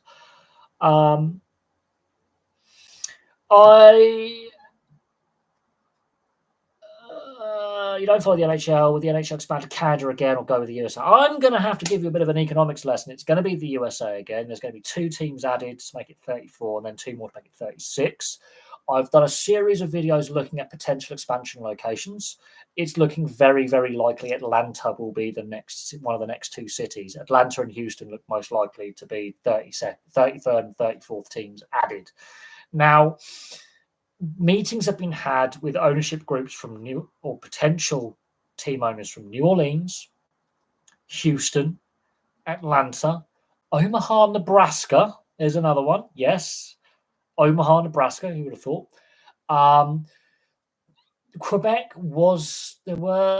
before Vegas and Seattle joined the NHL in the last decade. Let's go back a decade. So in the build-up to the NHL announcing Vegas in Vegas joining in 2017, so midway through the 2016-2017 season, Vegas got announced. In the build-up to that, there were meetings held with Quebec City, bring back the Nordiques. There were meetings held. The Canadian dollar isn't strong enough. Because the salaries are paid in US dollars, it's just not strong enough.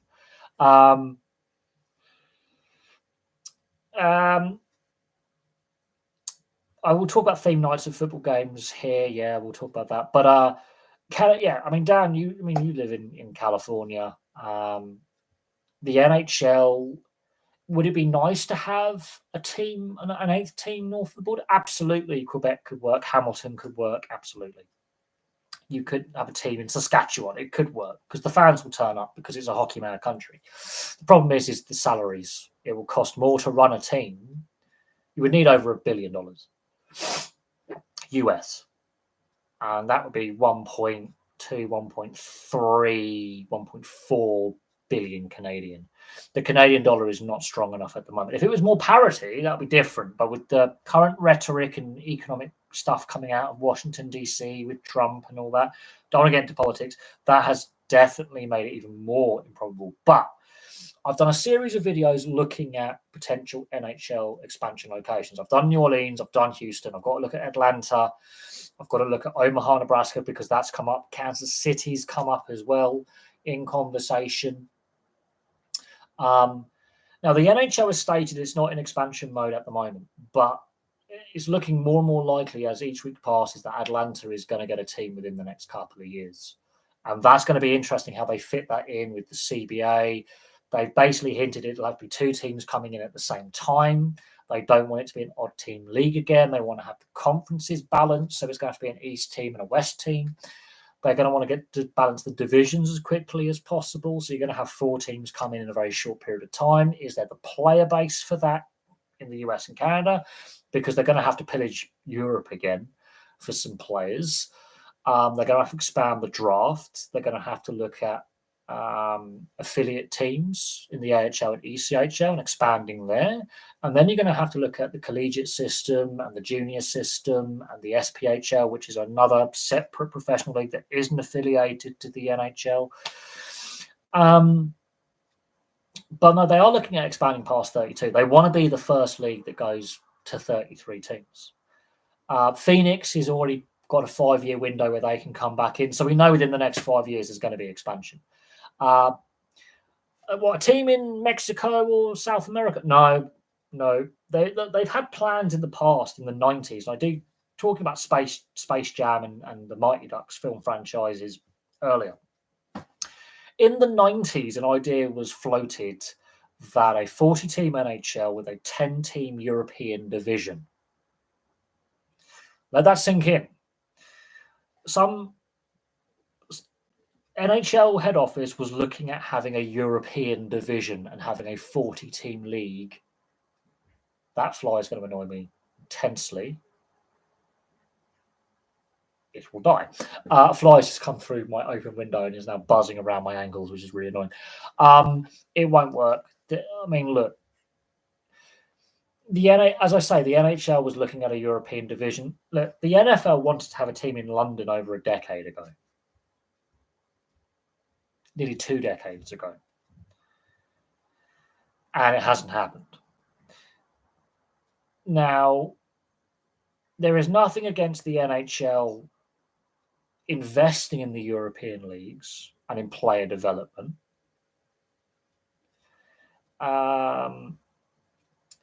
And how the next round of expansion works is beyond me. What I do know is, and from what I'm gathering, Atlanta is in very advanced stages of having really in-depth discussions with the NHL.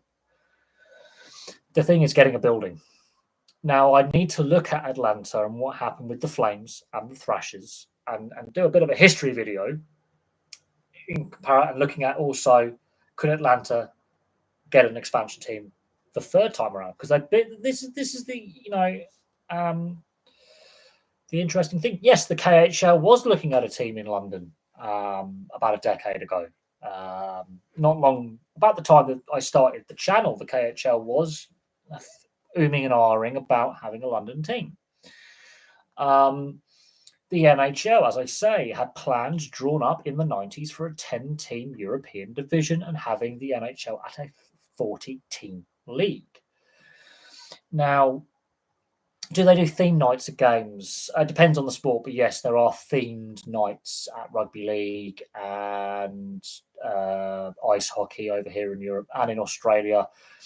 They have themed rounds in the NRL and AFL in Australia, so check them out. They have an Indigenous round, Women in League round, Beanies for Brain Cancer round. They have all sorts of themed nights in the NRL and AFL. Less so over here, but in ice hockey they do have themed nights. They have Armed Forces night, where they'll have a special Armed Forces jersey. They'll have a charity jersey they wear for a couple of games. They'll have a Christmas jersey they wear. There's a lot of fundraising done for charity. They have women's nights, all sorts. It depends on the sport. The expansion draft is going to be insane if 2 teams come in at the same time. It's going to be interesting to see how the NHL do the protected lists, and will Seattle and Vegas, they had some exemptions for Vegas when they joined, and they had some exemptions for Vegas when Seattle joined in regards to expansion draft fees. It's going to be interesting how they do the expansion draft if you are having 2 teams coming at the same time. I think that's what the NHL wants. That's what's coming out of NHL head office. They don't want to do it team by team. They're going to do it 2 teams at a time. They've done that before. In my lifetime, they brought in 2 teams at the same time before. 2000 is the, or was it 99? No, it is 2000 with Minnesota and Columbus coming in at the same time. So they've done 2 teams at a time before. They've done 3 teams in 2 years before because Atlanta came in 99, and then they've done it before. But as I say, it's going to be interesting how the expansion works, what the expansion rules are this time, and what the expansion fee is, and how the revenue sharing works, because Seattle and Vegas are the newest teams, and Vegas weren't allowed to have any expansion money from the Seattle expansion. They weren't allowed any. So it's going to be interesting to see if the ownership of Vegas and Seattle get any money out of the expansion fees. It's going to be interesting. If you've got to make 2 full rosters up of players, and you've got to expand the draft as well by an extra 2 players per round, there's going to be more European players coming in. The NHL at some point has to invest in the European leagues and give back in player development and assisting with funding for arenas and, training camps. What do I think Toronto do? What the Maple Leafs? There's going to be massive changes. It's going to be interesting to see what they do at the draft, free agency, RFAs, UFAs. Marner and Tavares, do they get offered new contracts? Are they allowed to go on free agency? There's going to be some. The thing is, they do have cap space, but they've got players to re-sign. So in reality, they don't have cap space. There's a lot of other teams in the NHL that have got a lot more cap space than Toronto, a lot more. And some of these teams are going to weaponize that cap space to get a player. So if Mitch Marner, for example, who had a brilliant regular season, playoffs didn't work out so well, but none of the Maple Leafs played well in the playoffs, in my opinion. I can see the potential for, let's say, San Jose. They're a bottom feeder right now. They've got the most cap space. Chicago, a lot of cap space. I can see a team like that, Anaheim, Chicago, San Jose, a team with a lot of cap space, making an offer to a Mitch Marner or Tavares and going, look, we're getting better. We've got a lot of young players. We need a veteran. Let's slot you into our team. I don't know what they do. There's going to be changes. I'm not sure how long Berube keeps his job there as head coach. I don't think it's on him. But Tree Living as GMs, there needs to be changes. But this is yet another season where they failed to win a Game 7. It's only the second season they've made the second round since 2004. They promise much and deliver little in the playoffs, and certain players underperform in the playoffs. The team is too top-heavy with a handful of players having the majority of the contract, not the cap space. And they're not going to be able to. They're going to have to make massive sweeping changes to that roster and to the team in general. There's going to be massive changes that are required. Well, now we're in the salary cap era, but it's the media, it's the fan base, it's the expectation. The media doesn't help. You'll notice a lot of players who play in any Canadian market, but more so Toronto than other Canadian markets, Vancouver and Montreal, okay. But you will notice a player will play for Toronto, then you'll get traded or leave on free agency, end up somewhere else and play really well. And play better, because there's, especially in some of the Sunbelt markets of the US. So you could take a player out of Toronto and slot them in the Florida team or slot them in the San Jose team, and their numbers get better. They are happier, and they play better. They work better with other teammates. There's less pressure on them. A lot of players have said when they've signed for teams in the South that they can go shopping and literally do their everyday tasks like with their wife and kids, and no one knows who they are. A lot of the Arizona players used to say, it's refreshing playing here because I can live a normal life outside of the rink and outside of the team environment. I can go shopping with my wife and kids and no one knows who I am. I can have a normal family life without press in your face, fans with their camera phones, putting things on social. They can relaxed. There's less intensity upon them.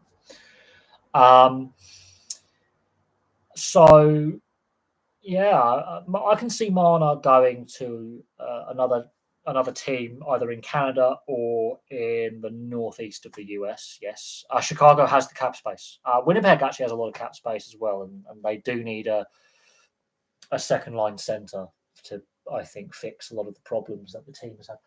Oh, that fly is really going to piss me off, and I haven't got a fly swat, so I'm going to have to open my back door in a bit. But yeah, no, I can see Mitch Marner leaving. Tavares, his best days are behind him. He's on the tail end of his career now. If he stays, he'll be on a lot less money.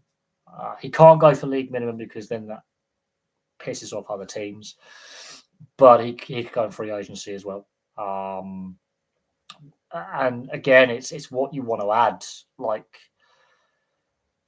who has the cap space? Because Mitch Marner is going to get paid. He's at the peak of his career. He's going to command more than what he's in Toronto right now. He's going to want to raise. Without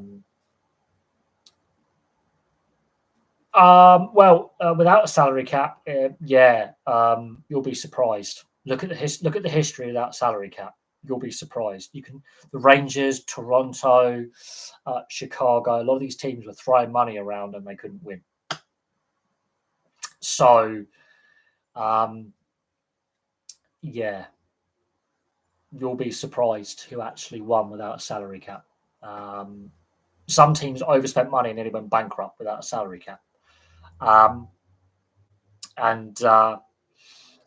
You've got to put it down to coaching and scouting and player development when you draft. You're drafting, player development with the minors, scouting. The Rangers in Toronto were throwing money around for years, couldn't win jack. I mean, the Rangers last won in 94. And then they tried to replicate what they did in 94, throwing money around, and it didn't work.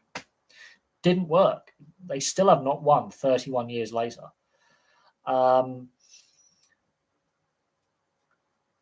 teams that won, ironically, weren't spending massive money. They scouted well. They got players to play there for less who could have gone elsewhere. They built a winning environment. They scouted well. They drafted well. Money helps, but I've seen other channels have this discussion about without a salary cap. And look, the only league where you could say without a salary cap, the team that generally spends top 5 wins is Major League Baseball. And I do think the next CBA, which is coming, a salary cap is going to be enforced, and the Players Association don't want it, but they're going to have to take it because otherwise they're not going to get paid. Major League Baseball is needing a salary cap more than ever, and Major League Baseball's got problems that it's just not facing up to. It's in denial, and we are going to see a showdown between the team owners, the league, and the Players Association in Major League Baseball. Because it cannot continue. The haves and have-nots, it's there. Oh, well, the NRL. Yes, you could argue that, yes. The Panthers only recently, though. You take the Panthers' last 4 or 5 seasons out of it, it completely changes the dynamic. Parramatta have had a few grand finals in there without winning. The Raiders have had a grand final in there. The Warriors have had a grand final or 2 in there. I think the Warriors have had 2 grand finals, if I remember correctly, where they played. But yeah, you look at it, and until recently, the Panthers weren't a very successful side. It's only been recently that they've got the systems in place and they've got the player development in place again, which they had in the past. They had a great team in the 90s, and then they lost their way. The NRL is an interesting one. I did a video back in 2018 looking at the NRL and the history and the success and failures of each team and who wins what, who wins the minor premiership, who wins the grand final, who's the loser in the grand final, who gets the wooden spoon. Did a video back in 2018, 2019 on it. And it's on the whiteboard. I get the whiteboard out. I get all the colours out. I made a grid pattern. I really spent about 4 or 5 hours prepping the video. And it's a great video. I'm really happy with it. Took a long time to prep, though. And I went through every season from 98 through till 2018. I think it was at the end of the 2018 season I did it. And it's an interesting one, and people argue, does the NRL salary cap work?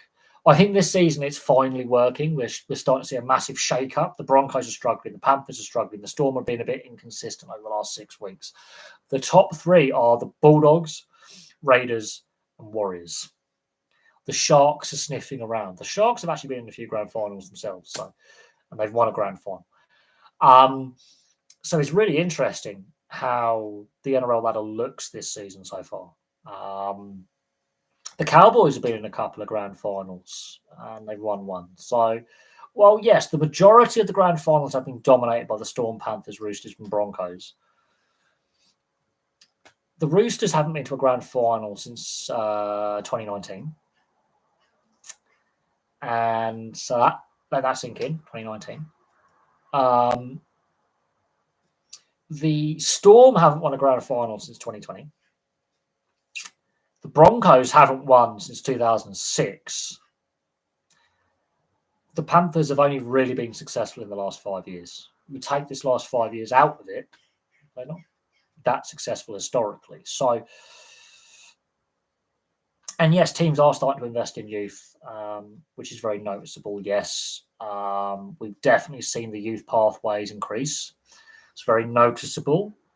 And so we are starting to see that trend with teams getting younger, investing in youth earlier, and bringing the youth forward quicker. The Raiders, for example, that no one expected the Raiders to be this good with this squad this early. I think they're a season or two ahead of schedule. I don't think they necessarily struggle in a sense. It's the nightlife aspect. But then, if you think about it, the players that play in Canberra love playing there because, well, yeah, they are the biggest team in town. You've got the Brumbies play there as well, and there's a fair bit of interest there. It's a less intense city, so the players can go a little bit under the radar and get along with just their day-to-day lives away from the team environment. They've got a very good chance of winning a premiership this year, which no one expected. People think they were robbed in 2019. You can argue that missed call and the 6 again. And, you know, had they won that grand final, how different things might have been. But no, the Raiders are investing in youth. And they seem to attract the British players, partly because of the weather conditions. But the weather has something to do with it.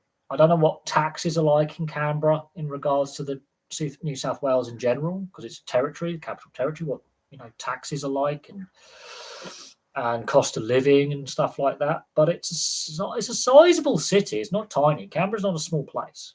It's smaller than Sydney and Brisbane and Melbourne and Perth, and it's even smaller than Gold Coast.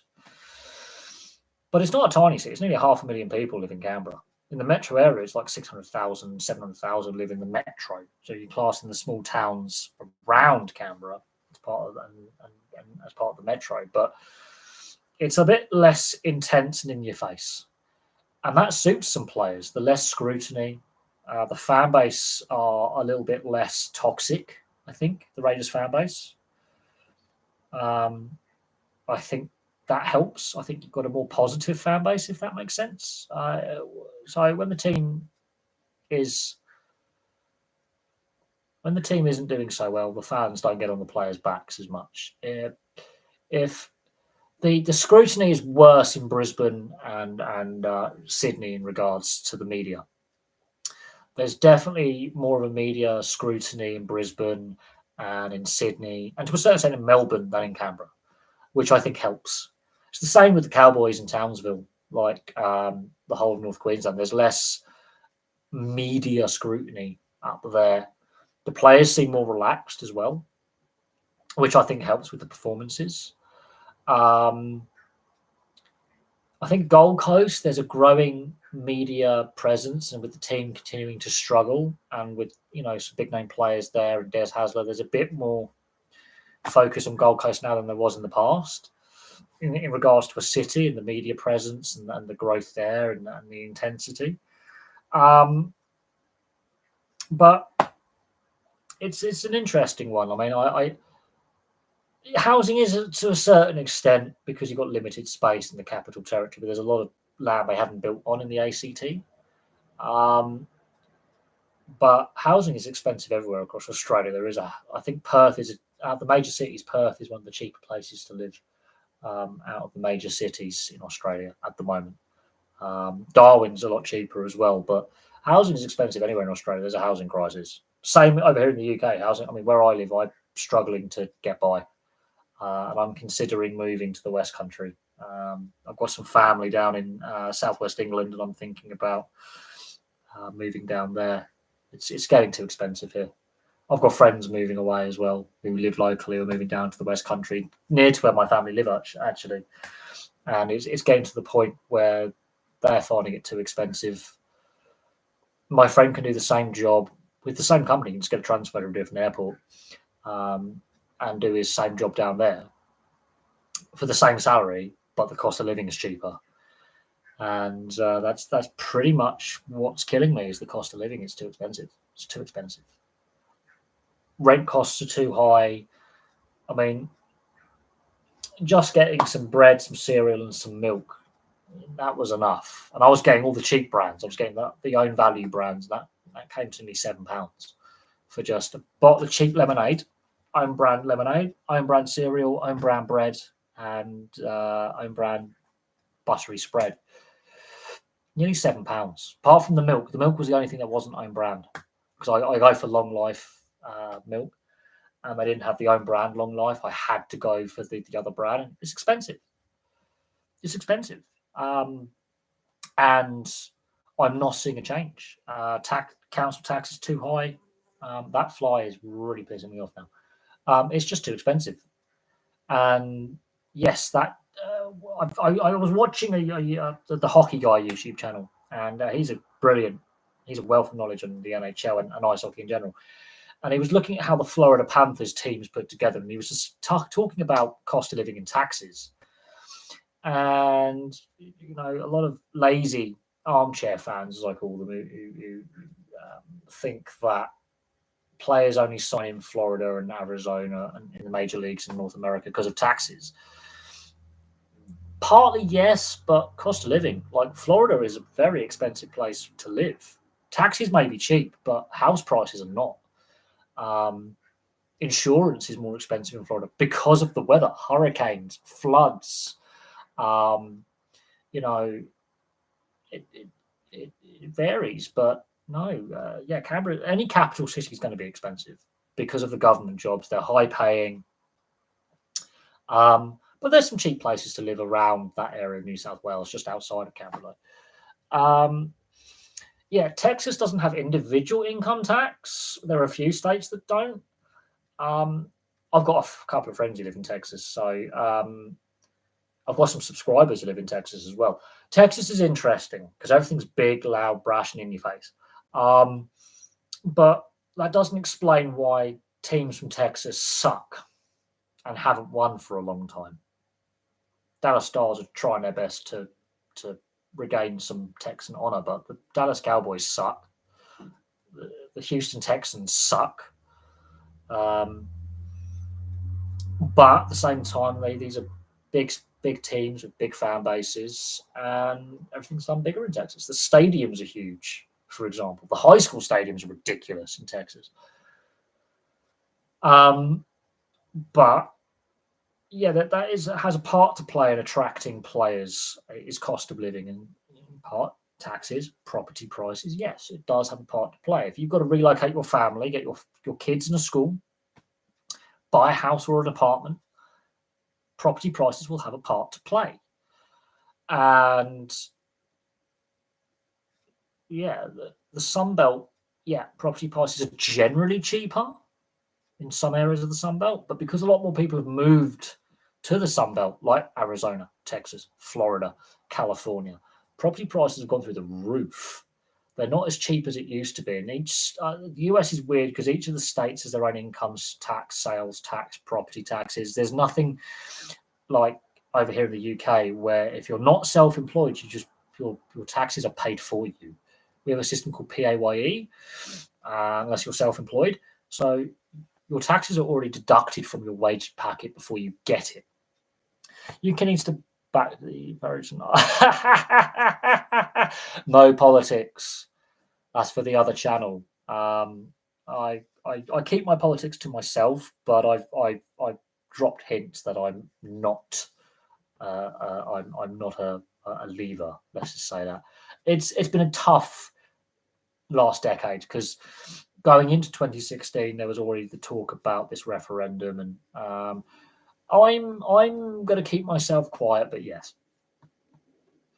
I'm going to put a soft yes in there. But I do think, as someone who studied politics, as someone who's very politically active, but I keep my political views separate from the channel.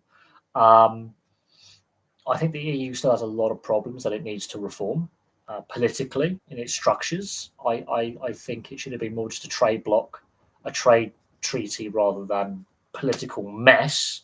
And I have studied this, so I am talking from experience. But I try and keep politics out of it. That's as political as I'll get. We have a no politics rule unless it impinges on sport. So in regards to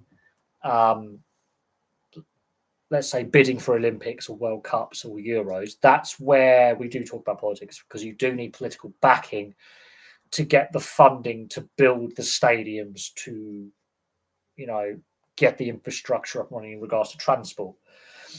But when we talk about the professional sports, it gets messy. And unfortunately, we've seen with the NRL, the Australian government get involved with the PNG expansion bid, for right or for wrong. When we are talking about the football regulator that may or may not ever come, there's political involvement there because it requires legislation. When we see stadium legislation in regards to all-seater stadiums or safe standing, there's some political involvements. There's some things that we can't ignore. Well, in regards to the UK sport, now I did a video on this, how would the Brexit arrangements impact sport. We've not really seen it overly impacted as much as I thought it could. We're still seeing overseas players and overseas coaches come in, work visas. It's just work visas now. I think there's some exemptions. We've seen a couple of football transfers sort of delayed because of work visas and having the right paperwork. But in the whole, not massively. We haven't seen it massive. We're still getting the best foreign coaches and the best foreign players coming into the Premier League. We're still seeing foreign investment with overseas owners investing as before. So in that regard, not really.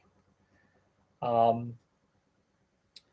actually thought at the time it would have more of an impact than it actually has. But time will tell. Time will tell when we look at the long term, but not overly impacted it. Overly, really. There was a couple of contracts in a couple of sports that were sort of delayed with work visas and stuff like that. But honestly, not overly. There are certain things put in place for professional athletes in regards to residency and contracts and work permits. There's a system in place for that side of the immigration system that I'm not an expert on. Right, my upstairs neighbour has decided to put the washing machine on, hence the light vibrating. So unfortunately, I think we're going to have to call it on this live stream while my neighbour's doing his housework, because that noise is going to be just unbearable. And I need to get some lunch on. So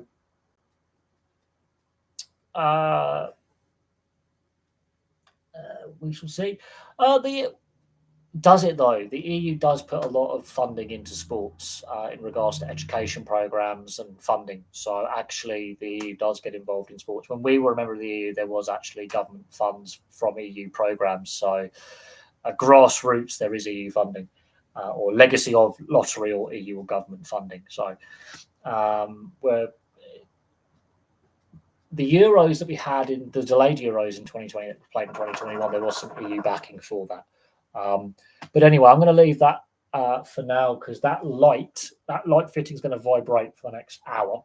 And you won't be able to hear me very well, but I've had a great live stream. Thank you very much for all the questions. It's great to see you again, Dan. It's been a long time. I will do some more history videos. I'm going to look at Larry Bird's career in the NBA, and I'm going to look at doing some more NBA content in regards to the previous commissioners, because there's been a lot of NBA commissioners. And I want to start with is it Barry O'Neill or Larry O'Neill? But there we go. But thank you very much for everyone's engagement. Pity we didn't get any super chats, but I set a target. We didn't hit it. It's annoying, but hopefully we get some super chats at some point. And hopefully we get some more people signing up to be members as well, because I've got some membership video ideas to look at. But for me, for now, thank you very much, obviously, for watching. I really appreciate it. And yeah, I mean, work is crap. I've got some money issues to sort out and some paperwork to do and get that sorted, which is going to be fun. But for me, for now, it's goodbye. I appreciate all the questions. Bit of an impromptu live stream today, but there'll be live streams pretty much every day this week, I think. I want to get the view hours up as well, so live streams help with that. And the more people who engage, the better it is. And we've obviously had people from all around the world viewing the live stream today, engaging, which is brilliant. So we've had people from Australia, the US, here in the UK, which is fantastic. And so, yeah, I will have some more content for you all very, very soon. Keep your eyes peeled. But from me for now, it's goodbye.